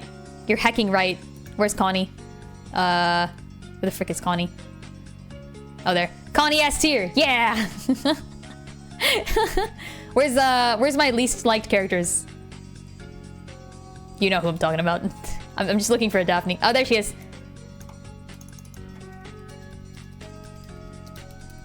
There. A for Daphne. Yeah! Frick this.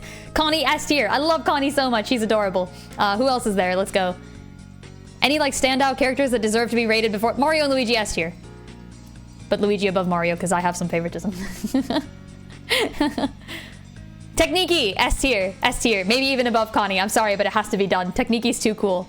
Are there multiple? Oh, this is the golden Grampy turnip. I actually didn't like the Grampy turnips, I will be honest. Oh gosh, hold on. Okay. I did not like the Grampy turnips. I was kind of not a fan of them. All right, sorry, hold on. My computer's just dying. I need to delete something. Okay, I deleted something. It works. Yay. Ark S tier with Connie. Ooh, that's hard. I did like Ark, but I wish they had done more with him. He doesn't do anything. Also, I thought Ark was a girl for like the first 5 streams or something. Okay, fine. Low S tier. No. A for Ark. A for Ark. That's it. He can be A tier. That's it. All right, what else? Oh, the Idol Kids. Yes. Okay. Idol Girl S tier, but Lug is A, and Elo is like high A, and Dulz is low A, I think. Yeah. Yeah, this is this. Junior, oh shit, you're right, Junior. Okay, where are we going with Junior, though? Junior, is he better than Yeah, I like Bowser Jr. I'm a little, like, I'm biased. I'm biased. Where's Bowser? We'll put Bowser on here. He's in his boss form. Okay. Bowser slightly above Bowser Jr. maybe. I can't have this many people in S tier. I really can't. I gotta knock some people down a stage. Come on. No? Oh, well. Okay. Idle Kid to A. Oh, Make It. Oh, no, you're right. I love Make It. Frick. Oh my god, we're not gonna have anyone in, like, B tier. It's just all gonna be people I hate or love. There's no in between. Okay, where's Make It? What? Oh, there she is. Make It! I love... Okay, actually, no. Irene over Make It. But Make It above Lug. And Elo and Dulz. Yeah. My phone won't let me write her name. Looks like your phone won't let you make it. Hey. Build It I didn't have, so I'm gonna put him in B for Build It. I actually really liked Wilma. I thought Wilma was a really interesting character. Like, a good motherly figure. We need that in a game about bonds of family, etc. So yeah. Above Dulz, but below Make It. What else? Starlo. I'm excited to, as always, I'm excited to see Starlo, but she didn't do anything in this game. Goes to C tier. Bernadetta and Chilium, I enjoyed the arc of... arc. I enjoyed their arc. I'm actually moving the Idol Kids down to B. Purely because... Irene gets to stay in A, though. Because I enjoyed the arc of these guys. Here, Bernadette and Chilium go together. We can't split them.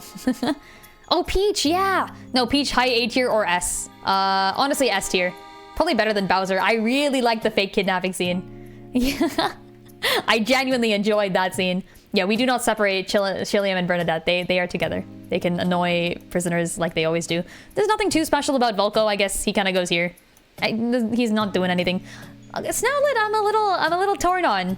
I do like Snoutlet, but I feel like they could have done more with his character, I guess. So we don't really get to see anything about Snoutlet. It's just, he's just there. I'll put him at like the start of B tier. Start of B tier maybe for Snoutlet. Feels a little disingenuous, but whatever. Ooh, Buddy. He's like a kind of one-note person, honestly. Like, Bowser Jr. has a few sides to him, you know? You get to see his relationship with his father. He gets used as a hostage, which I genuinely liked. He's friends with Buddy. That is one part of his thing. But, yeah, I don't know. It's just... I don't think they did much with Buddy. They should have done a little bit more. But he does go out on a limb to save his friend. Actually, that was kind of cool. Okay, he's above the Idol Kids. But the Idol Kids also do that, and they do it more. Okay, no, slightly below the Idol Kids.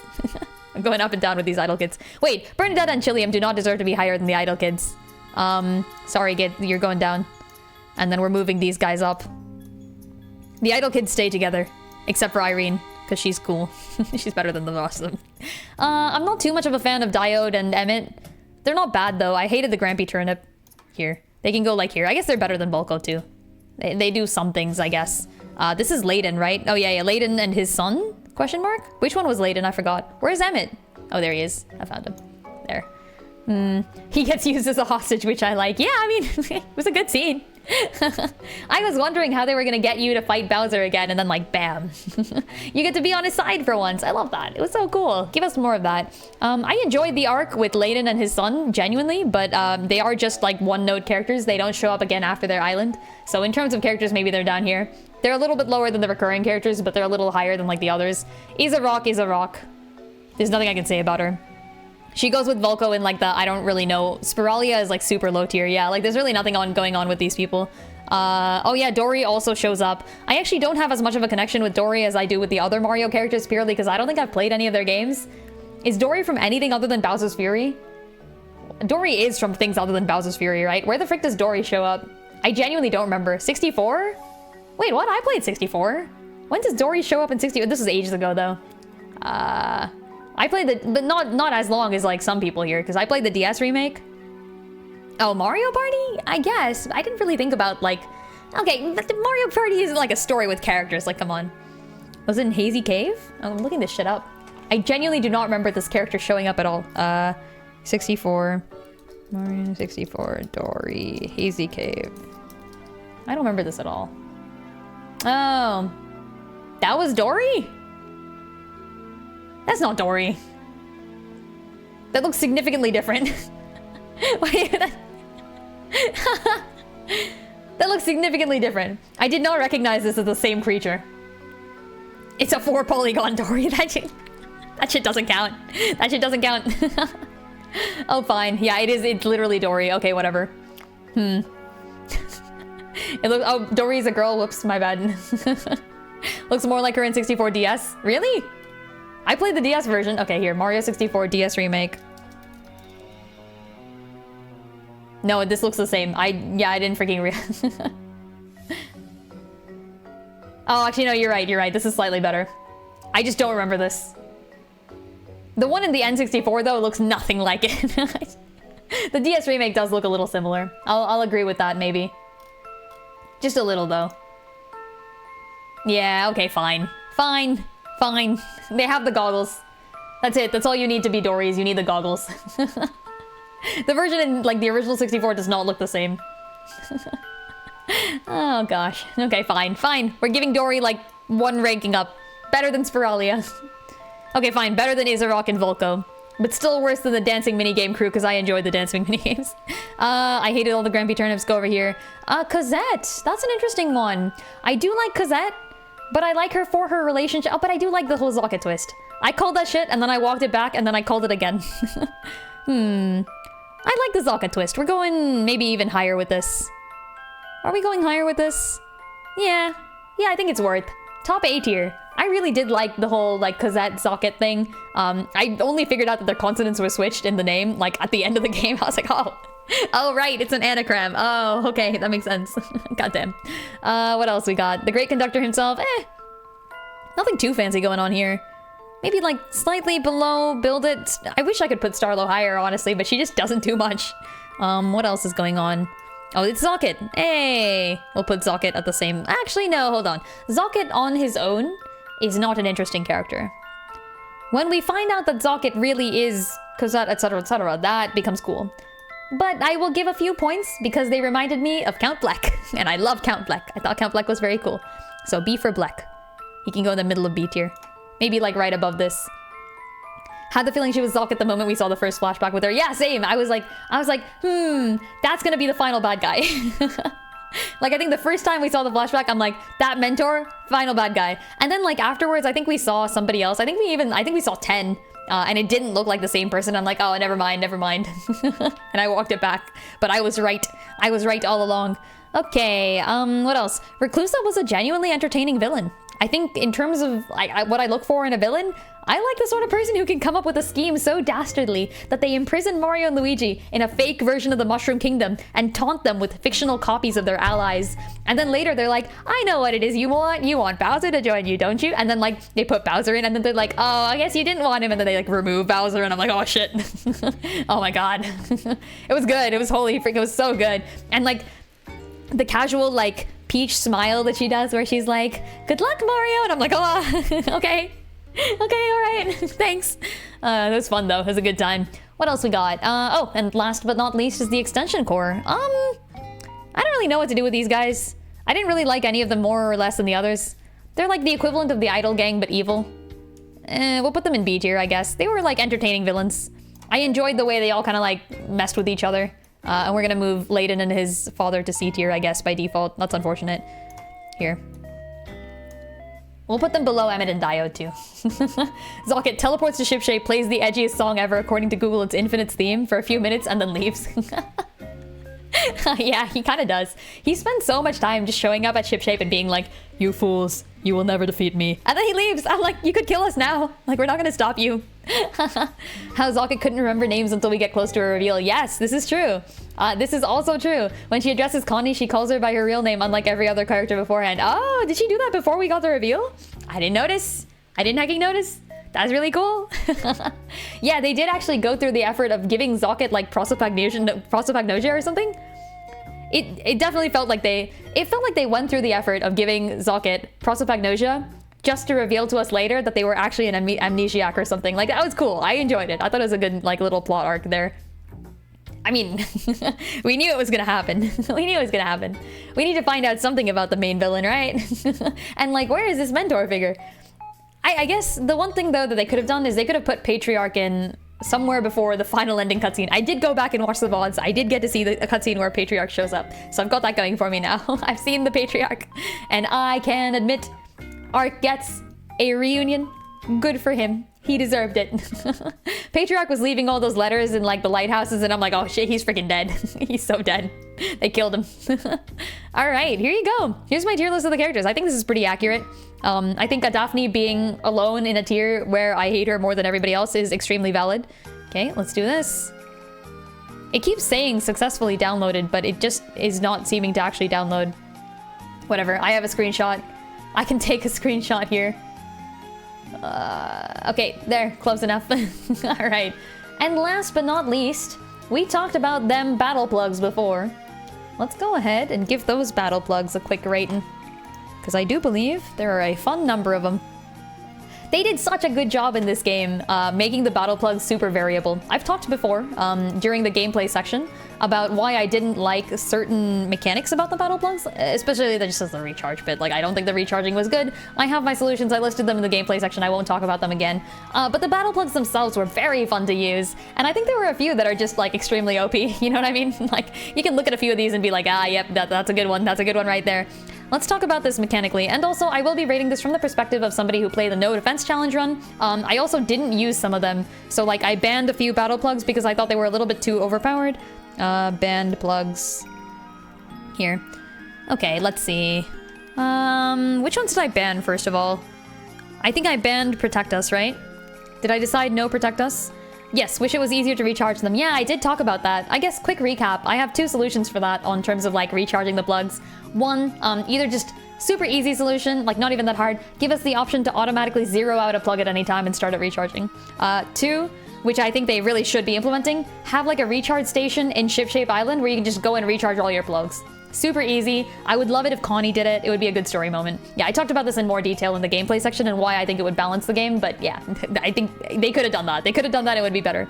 Okay, I banned a few plugs. There was this one. Hold on, let me actually just open up the list. I think I have the Switch open too, don't I? Let me see if I can get the Switch on here. Yeah.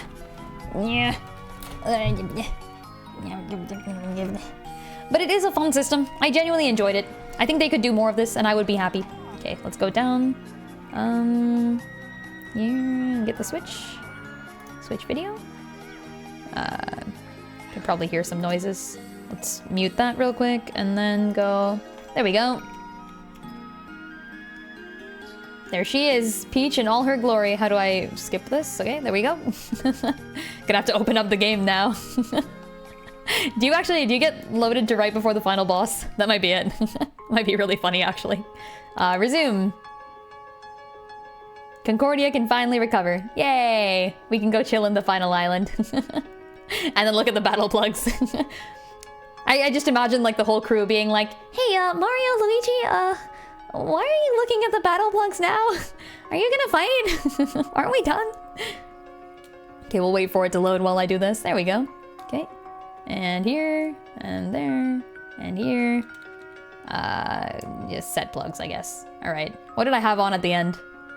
I guess I have to like automatically rate all of the ones I had on at the end to the top, don't I? Like I think by default here, we'll do this. The ones I had on at the end were, let's see. Oh. Not dropping, auto 1-up, deluxe auto, bros boost, and wait a minute. Yeah, that's a valid combo. Okay. Yeah, not dropping. Where is it? Not dropping. Auto 1-up. Bros boost. And I missed one, didn't I? Heck. Was it deluxe auto? It was deluxe auto. Of course it's deluxe auto. Wait, which one is deluxe auto again? What does it look like? Okay, it's got the little choice symbol. Yeah. This one. There. Top tier. Got too emotional in the end. It was such a good game. They did such a good job. Love how this little end of Undertale pacifist moment where you can talk to everyone. Yes, Octopath 2 does this as well, and I'm such a fan of ending scenes where you get to talk to everyone. Yeah, so I think these are like just some of the best plugs. Are there any others that I would pick above anything else? Hold on, let's go back to the game and take a look at it. I feel like I remember their names more than I remember their images. Kaboom Attack is good for AoE. I enjoyed that. What else is good?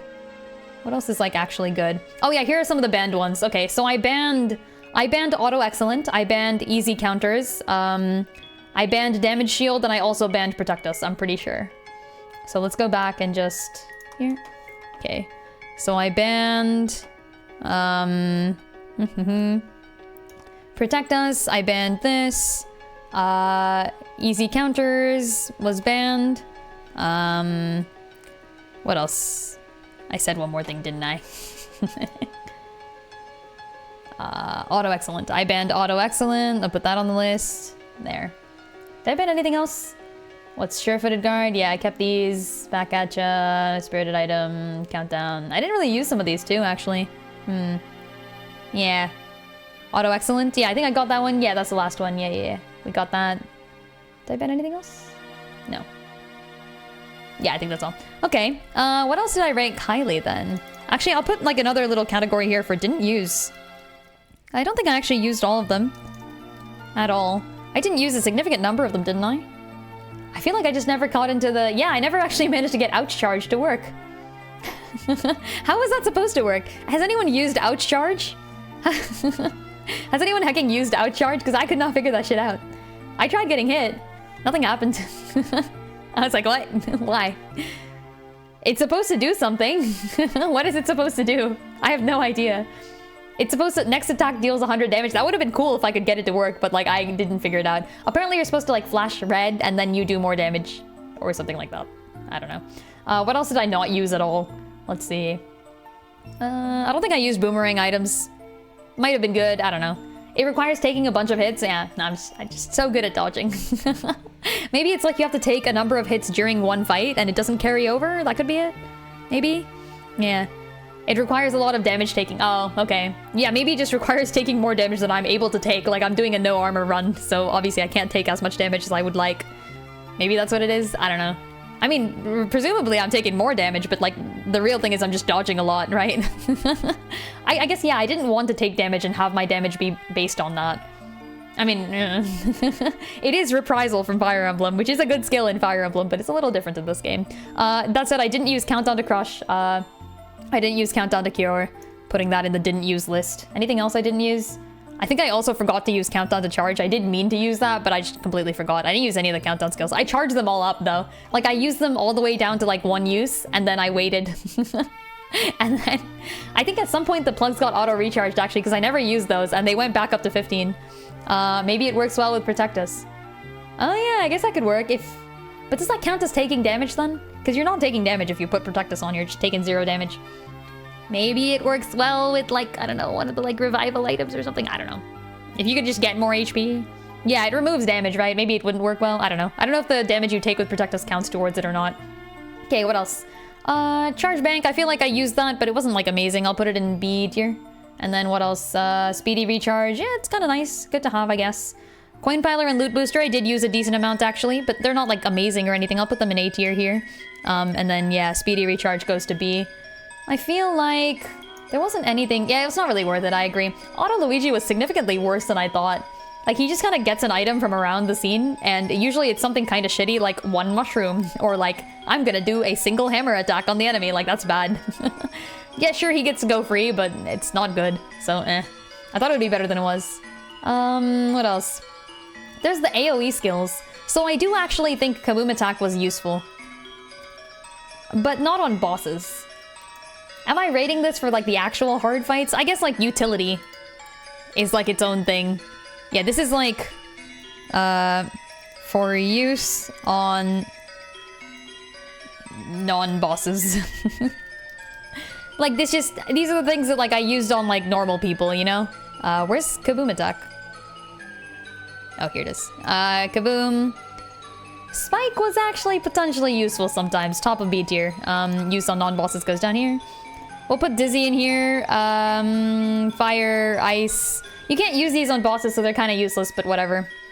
Is it meant to be used on bosses? Yeah, exactly. And my point is, like, I'm really only using battle plugs on bosses most of the time. I guess I had, like, a completely separate ranking for the plugs I use on bosses and the plugs I don't use on bosses, you know? So, so I'm gonna rank them separately. It's not that they're worse or better, but yeah. Yeah, it was made to clear enemies, exactly. And it does that very well. Also agree. I think it ranks near the top of, like, the non-bosses scale. So I'm gonna put, like, coin and loot down here. Actually, loot above coin, because you do need loot sometimes. Now, move. There, okay. But yeah, like, it is a different ranking in my opinion. Alright, what else is there? Were there any good plugs in here that I've forgotten? Oh yeah, there's like the anti-flying specialist and anti-spike specialist. I think these deserve their own tier of just like, I didn't really use them. And I also don't think they're good. C tier.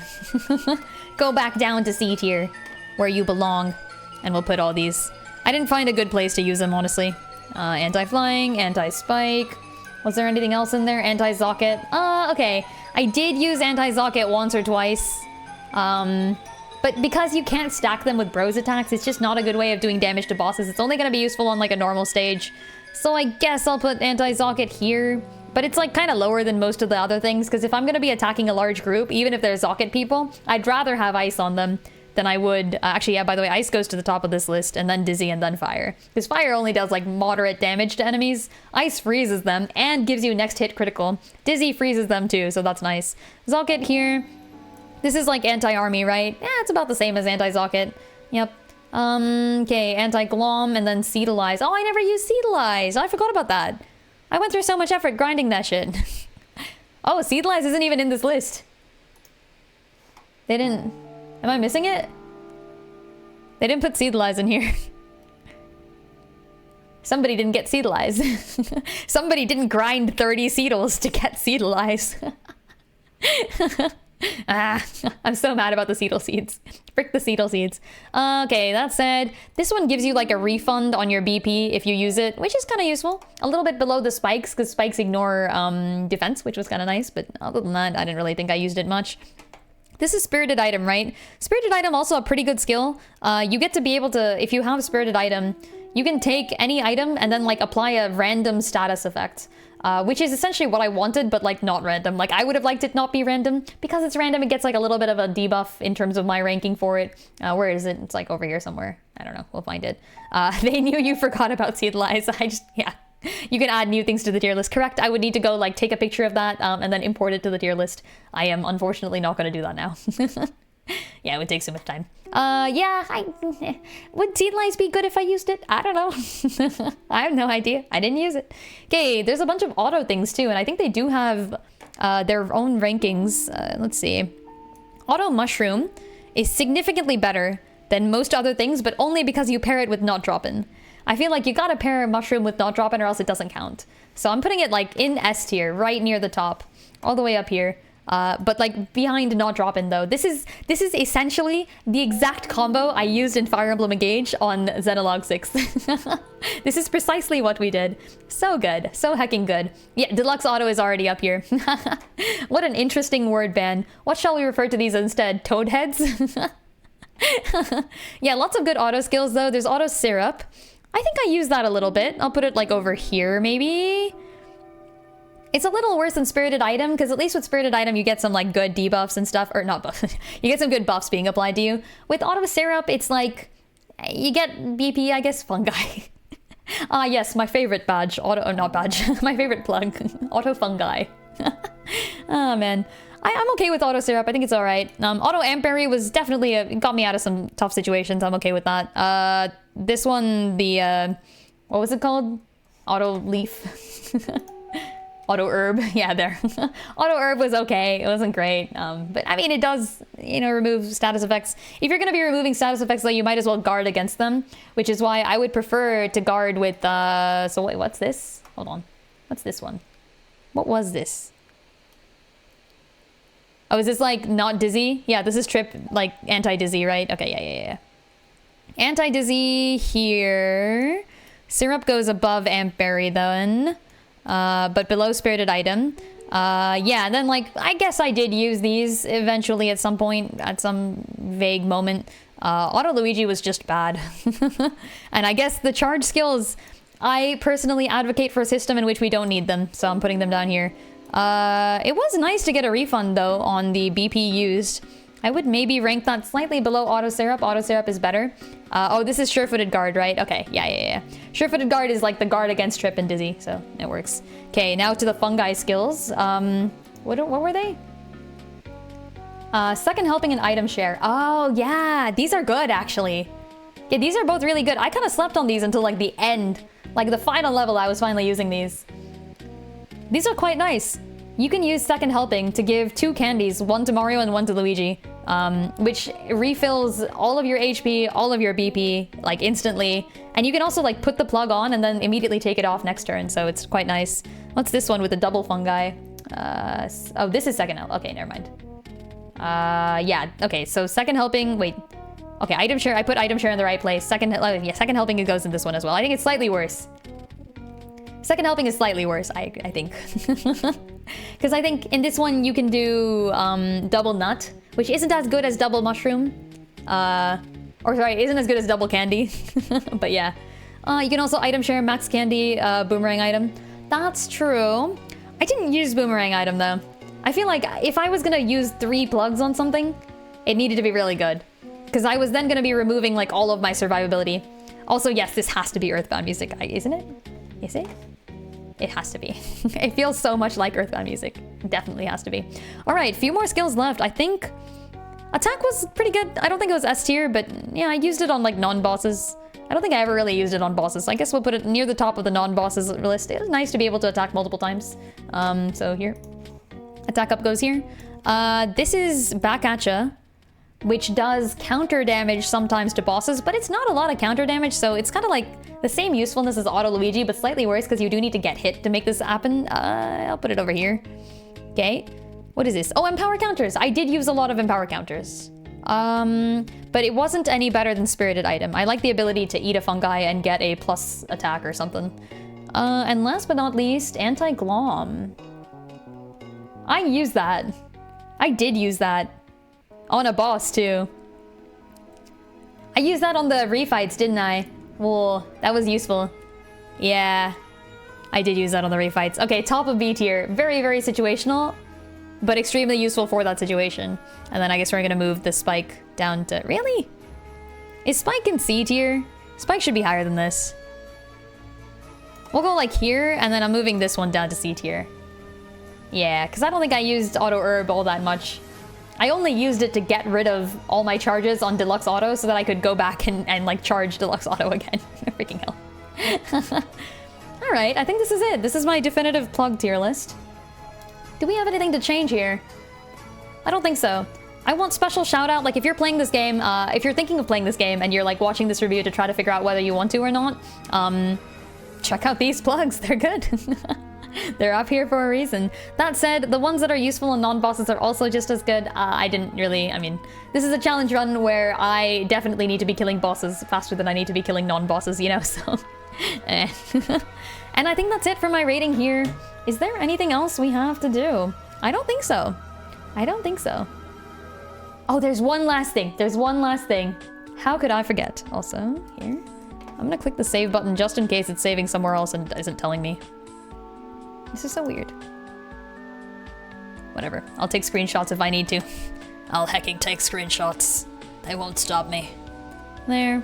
And there. And there. There's a few bros attack in this game, and I really like them. They're so good. Let's remove a few rows, though. There's really not enough bros attacks to rank them in any more than 3 rows. So here. And then... Ooh, there. Nice. I need to kill bosses faster than I kill non-bosses. Also, Lynn dies to... Yeah, it's true. I definitely did die more to generic enemies than bosses. This was a thing that happened. It's not my fault. It's not my fault. These generic enemies keep on switching up their attacks. I don't have any reflexes. I have to memorize people's attack patterns in order to actually, like, do things. Okay, topic. Bros attacks. Yeah. There were some really cool and inventive bros attacks here. Before I get started on this section, I just want to say they did such a good job animating all of these. I enjoyed them all. Like, looking at any bros attack was like, whoa, they did look so cool. Okay, meanwhile, Shell is probably gonna go B tier just because it's the same Shell. They didn't really change much about it. It is new to be able to like rocket it like back and forth between Mario and Luigi. I feel like that wasn't there in the previous ones. Usually you just kick it at the enemies and then get it back. But that was cool. That was nice. Like, you know, the double kick and then Mario like jumps up and does like a somersault and like whacks it into the thing. Yeah, it is the best version of Shells, but it is still Shells. Like, you know what I mean? Like, it is Shells. The Thundershock thing was nice. I really enjoyed it. Was it better than... Yeah, I'll put it in A. I thought it was nice. Here, hold on. Let me also just open up the screen. There. And we can kind of take a look at this. Isn't there like is there a place we can look at bros attacks? Wasn't there a place you can look at bros attacks? Stats, settings and guides, adventure log? No? Maybe in like the Snoutlet Skull you can take a look at bros attacks? Whee! My attacks don't work. Valid. Yeah, here they are. Okay. Yeah, so like red shell you can see here. It's nice. It's good. Pretty good. You can actually just take a look at someone doing it too. Yeah. Kick back and forth. Good little animation. I'm a fan. This is new, right? This is new. I'm okay with this. Yeah, and then green shell. Same thing, but you kick it at the enemies. Nothing going on too much there. Zapperator is the Thundershock thing. I kept on forgetting the name for that. Yeah, you just AoE damage, but that's pretty useful in the beginning of the game. So honestly, I'm gonna give it like a pretty high rating here. Oh. You can watch the ending. Look at them go. I'm gonna give it a pretty high rating. I think I am keeping it an A. Yeah, not bad. Like how they reference the older version of the shells in one of the Koopa counters. Yes, you do get to hit the shells back like you do in the normal old games. They did such a good job. They did such a good job with the references. I'm so, like even me, who has forgotten a lot of the older games because I played them so long ago, I still remembered enough to be like, oh, this, oh, it's so cool. Like, the tiny references really got me. Like, I love the statue of Prince Peasley. I love the statue of Brokemusher. Brokemusher was one of my favorite characters back in the day, so I just love seeing him. Okay, what else we got? Ooh. Hatch Me If You Can. Hatch Me If You Can is an interesting attack. I think the moveset for this took me a little bit of time to learn. And then and then after that, I was like, okay, yeah, not too bad. It's AoE, but it's like also single target, so I guess it kind of works sometimes. I prefer things that are like total AoE, like Luigi's, but I did use it. I can't rate it too badly. Let's put it on like, here. High B tier, maybe? Are there better attacks? High B tier. I mean, we're kind of judging by damage too. And here. Then there's Bomb Derby. I'm not as much a fan of this one, surprisingly enough. I don't know. It doesn't look as impressive. The timing's a little whack. It took me some time to learn as well, just like Hatch Me If You Can. I guess all of Mario's attacks took me some time to learn. And then Luigi's were like, easy, easy, yeah, I got it. But yeah, it's fine, I guess. It's not an interesting attack too much, but it's fine. It's fine. I'll rank it like, maybe even low tier. Maybe Hatch Me If You Can goes higher than this. I feel like I used Hatch Me If You Can more consistently in early game than I did use the bomb thing. Yeah, the way that Shy Guy says. Yeah, there's like a there's like an attack where the Shy Guys they do like the whole raising the flags and make you guess the jump person, and I did not get that for so long. And then someone in comments like, oh, they reference Shy Guy Says, and I'm like, oh, it's taking Shy Guy Says. Oh. This isn't gonna mean anything to anyone. Gosh. Go check the VODs. It was really good. It took me so long to figure that out. God damn it. But I did eventually. If you've ever played Simon Says, you know the pain. Alright. What else we got? Jump helmet. My beloved. Look at him go. Look at the Luigi fly. Him and his long legs. I'm putting jump helmet in S tier. If you thought jump helmet was going anywhere other than S tier, you're incorrect. Look at this. Yeah, where it belongs. Yeah, the bomb derby felt anticlimactic. I agree with that. I don't know why though. You Who Can and I also find, I just find it easy to use. It's one of the few attacks that doesn't require like any reaction time at all. Like you just memorize the position of the A and B, and then like when they pop out, you hit it like the right one. That's nice. I like that. So it's super easy for me. I'm never gonna fail that. Yeah, every time you checked in on you. Yeah, because jump helmet is a solo target attack, and it's the first one you properly get. other than Red Shell. So Mario's Red Shell is the first one you actually get, that's true. But like this is a level 3 solo target bros attack. Jump Helmet is pretty good therefore, even until like end game. So yeah, and also it's one of the ones I never miss, but it's also just the one that does the most damage. Like Clock Out Blow, it was, I think, slightly better than that by like nearing end game, and then we definitely did use Connector. Yeah, Clock Out is going to be S tier too, you're completely right. So we're putting Clock Out. First of all, Clock Out Blow gets S tier because it's a powerful move. Second of all, Clock Out Blow was created by Techniki. That's right, folks. Techniki for the win. I hecking love Techniki so much. But yeah, you can take a look at Clock Out Blow. It's so cool. Look at this. Look at this. Look at this. It's so cool. The little animation thing. The way it stops time, which is like my favorite thing. In general, as a time mage, I appreciate when people stop time. And then you get to whack all the enemies in the face with the hammer in time. Does take a little bit of reaction, but because it's like a little bit more color-based and they do give you enough time, I don't think I failed this too much, which was nice. And then you go into the air. The last 4 hits in the air are always by the same bro. Took me some time to figure that out, but once I did, I was like, okay, nice, easy. And then you get like a final hit down below. Ah, so cool. And the thing is, all enemies get knocked into the air, like even the giant ones, even like Pipe Gunk. You knock the whole creature up and then you like smash him down again. It's so cool. It looks awesome. Okay, you Ganon. This is the normal one. It's the literal same exact attack we've seen in past Mario and Luigi games. This is one of the few that I just remembered off the top of my head. I was like, oh, yeah, we've done this. Was this one in like Bowser's Inside Story? I bet it was. Jump Helmet is so stupid. I saw someone one-shot Reclusa to kill it. Really? That's crazy. How do you even get that much damage? I need to figure this out. I think it's probably with one of those attacks that I don't have yet. Like, I know there's an item that I just saw when I was looking up Build It versus Make It that gives you like 50% extra damage for something. That's pretty cool. It was like 50% extra damage, but if you take a hit, you die. Like, I would love that. I want to play with that shit. I didn't know that was an item. I never saw that. I was doing like a no armor, no defense, but like playing with no hits would have been a lot of fun. I don't think I would have like played the whole game like that, but I think it would have been a lot of fun. Especially not my first run through of the game, like not when I'm picking suboptimal choices and stuff. Only reason why you like Connector more than the Clock Out Blow is that Connector feels like a Supernova reference. I think Connector actually, if I had to rank it, I'm gonna rank it a little bit lower than you would expect, purely because it takes so long. Like, why? Oh, it's called grinding. Oh yeah. You know, it genuinely skipped my mind. It genuinely did not occur to me that someone could be higher level than one is supposed to and then therefore do more damage. Yeah, I didn't think of that, I'm gonna be honest. Valid. But there is an item that I've never seen before that somebody put on one of those walkthroughs, and I'm not walkthrough. I looked up what build its items are, and somebody linked it listed to an item. I don't know what that item is. Anyways, whatever. Yeah, so you have a Connector here. It takes a long time. It takes a long time, and also all of it is hinges upon this specific hit right there.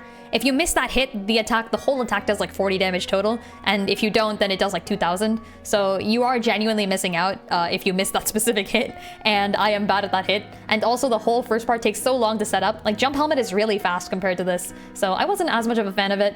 But that said, it is like one of the best damage boosting things you have at the end, so we'll put it up a little higher. It's like bottom of S tier. I used it. I definitely did use it. But like, I kind of wished I could have used something else, you know? Or at least something faster would have been nice. What else do we got left? We've got Max Mix Vortex. I like this attack. I like this attack, but unfortunately it is AoE, which means I'm not going to be using it on too many bosses. But look, it looks so cool. It's so satisfying to get right. I love this one. And then the tornado. I've always been a huge fan of like the whole Mario Fire Luigi Ice combo. And the fact that this game references it not only with the bros moves, but also with like a full bros attack is so cool. Look at this. It's so awesome. Okay, all right. I think it looks cool, but I didn't really use it as much as I could have, so I'm gonna put it here. And then I'll just put Red Shell. I forgot to rank that at the same time. Red Shell slightly higher than Green Shell because I did use it early game for a lot of things. Close enough. Welcome back, Luiginary Tornado. Yeah. the tornado of like millions of Luigis in the dream world was really funny back in the day. I'll take it. I'll take it. This time it's just fire and ice. And hey, what can I say? I can't object to some elements in my Mario game. That said, I'm gonna go ahead and save plus download this if it does. Okay, it keeps saying that it downloaded, but I don't know what that means. All right. And with that, I think we're basically done with almost everything. Did I have anything else to cover? I don't think so. Hold on, let me just put this thing on again and wait for my computer to not die. Don't die. Try not to die. Die a lot. Okay, here we go. Let's just kind of get back here and then get back there. And we'll put on like the little bit of end game maybe. We can like talk to some NPCs, you know? Here. There. And then I'll kind of just put this on. Hold on. No? Still no. It's a bit weird. Why isn't it showing? There. There we go. Nice. I am okay with this. This is a nice little scene to end off on. We'll finish up the we'll finish up this little review here. Ending thoughts? Ending thoughts. All right. And yeah, I just think this is good. I think this was a really good game. Final out of 10. Yeah, that's gonna be really hard. Here's the thing. I think there were so many things about this game that I thought were like stellar. I really love the story and the themes. I love the whole like juxtaposition of technology and nature, and the way that it doesn't really paint either of them as completely good or bad. Instead takes a sort of nuanced approach to show you the pros and cons of both sides. The pros and the connies. I liked it. I thought it was cool. That said, yeah, I was actually just gonna make that joke. Mom, you have read my mind. 7.8 out of 10, too much water. There's nothing going on in the sea. Why is there a whole ass sea with nothing going on in it? The battle plugs could have been easily recharged and they didn't let us do that. There are parts of the game that really drag. I didn't mention this before, but you can't skip cutscenes. Like most cutscenes are unskippable because you can only skip cutscenes that are fully animated. Any cutscene that involves people talking to each other is not skippable. So yeah, it's not gonna be a fun game to speedrun at all. Things like that, I think, just kind of really hold this game back, where it's like, it's a game that's made with so much like love and thought put into every point of the story and the gameplay and the animations, but like, it's just, there are like just these tiny little things that become like little sticking points that make the game frustrating to play. So I am a little sad about that, but okay. I mean, other than that, it was really a good game. Total rating, let's see. 7.8 actually kind of feels like a good rating. I would say like a 7, like a solid 7. 7 out of 10. Yeah. I don't know. In terms of the other games, though, I did like Partners in Time better. I did like Bowser's Inside Story better. Dream Team, I would say, is on par with this one. I've not played Paper Jam. I'm missing the crossover game. I've played all the Paper Mario games, and I've played all the Mario Adventure games, and I've never played Paper Jam. One day I'll have to hecking play Paper Jam just so I can talk about Paper Jam. But yeah, I think... Would Paper Jam be better than this? I don't know. I haven't played it. Oh, Superstar Saga, I forgot about that. I did like Superstar Saga, but it's been a while and I've kind of forgotten parts of it, so I guess this one was good too. I genuinely like this one, maybe the same amount. I think maybe like Bowser's Inside Story and Partners in Time remain my favorites, though. I don't think this overthrew them. That said, it's just really fun. It's just really fun to play. I wish it was a bit snappier. But yeah, story good. Gameplay stellar. I really enjoyed it. Just a few quick fixes and this game could have been a masterpiece. Yeah, that's basically it for this game. Any other questions? Now's your chance. Any questions about this game? By the way, folks, just if you stopped by in the meantime and weren't there for the introduction, hi, I'm Lynn. I play some tactical RPGs, usually do challenge runs of those. I've done a few challenge runs of Mario-type games as well in the past. We did a 10 HP challenge run of Thousand Year Door. Oh, outro. There. Yeah, we did a 10 HP challenge run of Thousand Year Door. We did some fun stuff in Super Mario RPG. What did I do in Super Mario RPG? I don't know, it was fun though. It's a good game. I've done like a lot of really cool, fun things in the past with all these games. This was a really fun challenge run. No armor, no defensive items was a good time. So yeah, looking forward to seeing what the Mario game series has in the future. And also looking forward to seeing what tactical games are in the future as well. I do usually play tactical RPGs as well. Check out some of those runs I've done, like Deathless, Hard Mode, Blind New Game Plus, random army runs of various games, no incapacitation. I don't know, just throw on whatever challenge types you want. I've done them for some game or the other, sometimes in conjunction with other challenges. Hey, good times.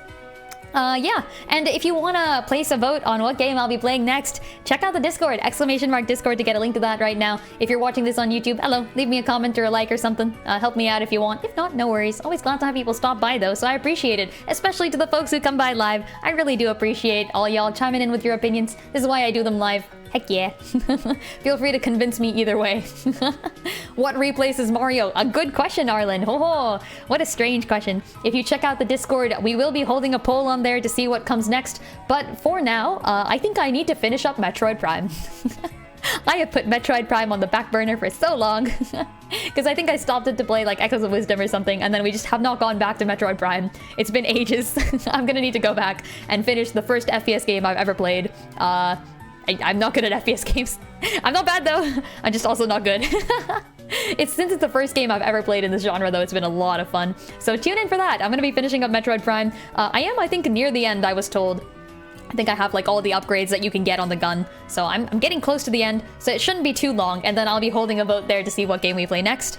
Some of the choices, actually. Let's go look that up. Hold on, I do have a list, as always. If you want like if you want a sneak peek at the choices that will be available to you. Let me see if I can get that list up here. If you excuse me, I'm gonna go back to crying over Echo's dad and the Great Decline. Hey! Yeah, someone asked a really interesting question there. Heck yeah. Metroid, let's go. I see a lot of people are into Metroid. Heck yeah. Metroid was good. I genuinely enjoyed Metroid. It's just, I had to stop for Echoes. I had to. It was impossible to not. Why is it not showing up? Why is it hecking not showing up? This thing seems determined.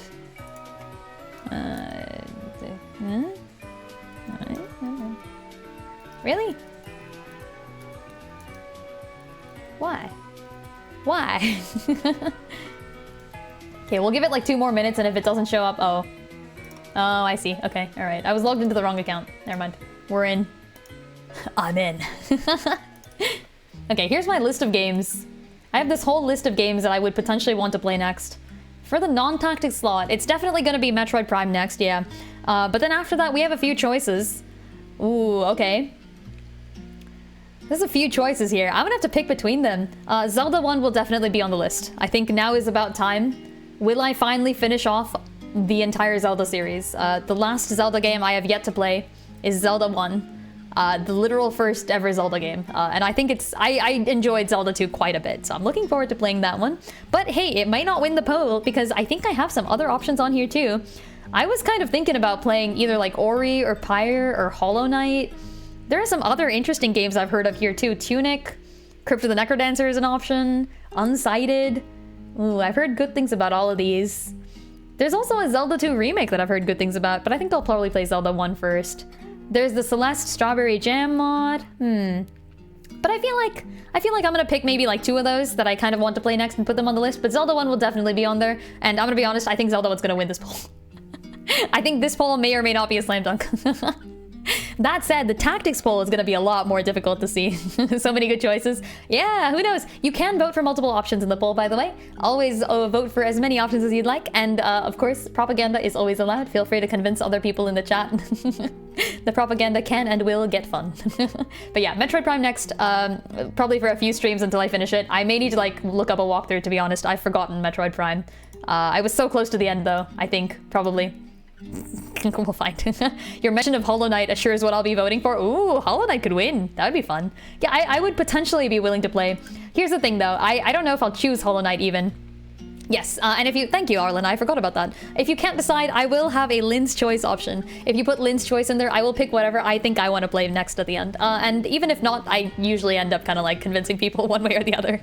That said, I do have this poll here so that you guys can vote your opinion. It will determine what I play next, so please choose what you like. Gotta prepare for Silksong. Yeah, that's true. I've never played Hollow Knight though. I'm gonna be honest, I'm not gonna be great at Hollow Knight, folks. If you want someone who's gonna be doing like challenge runs I can do of this game, because I'm very good at strategizing. I do tactical RPG challenge runs all the time, not a problem. Hollow Knight, I played Celeste though. I did play Celeste on stream. I finished all of Celeste. I did not do the B-sides. I did not attempt the B-sides. But I finished all of Celeste. I did the core too. I hecking did the core. That's right. Yeah. Yeah, we'll see. I might play Hollow Knight on stream. I might play it off stream. I don't know. If people, I'll put it on the poll, and if like enough people also vote Hollow Knight, then like maybe I'll consider playing it on stream. I don't know. I've heard good things about all of these games though, like Pyre, Ori, etc. Unsighted, I actually heard a lot of good things about too, and it's a game that I don't think has been heard of as much. Oh, it does allow some strategizing? Really? Oh, yay. I'm gonna need that. Ah. Hollow Knight sounds so difficult. Okay, yeah, that's it then. Go check out the polls channel.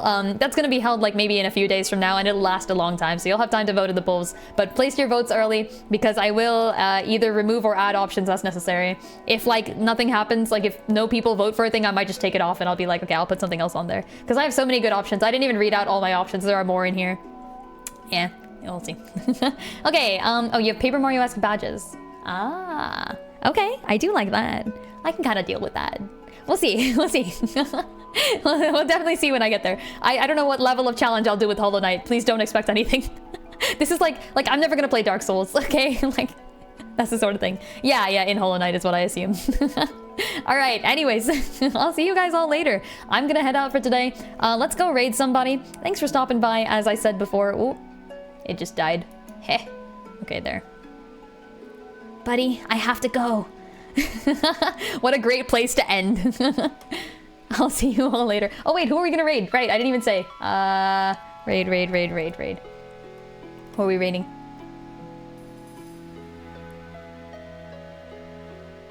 Twitch isn't loading. Oh, it looks like Dust is on stream. Hey, let's go check out Dust. They're playing some Baldur's Gate 3. If I play Hollow Knight and Dust is playing Baldur's Gate 3, I think we'll have like officially swapped categories. Dust has streamed Hollow Knight before. And I play tactics games. That'll be fun. Bye, friend. Bye. I'll see you all later.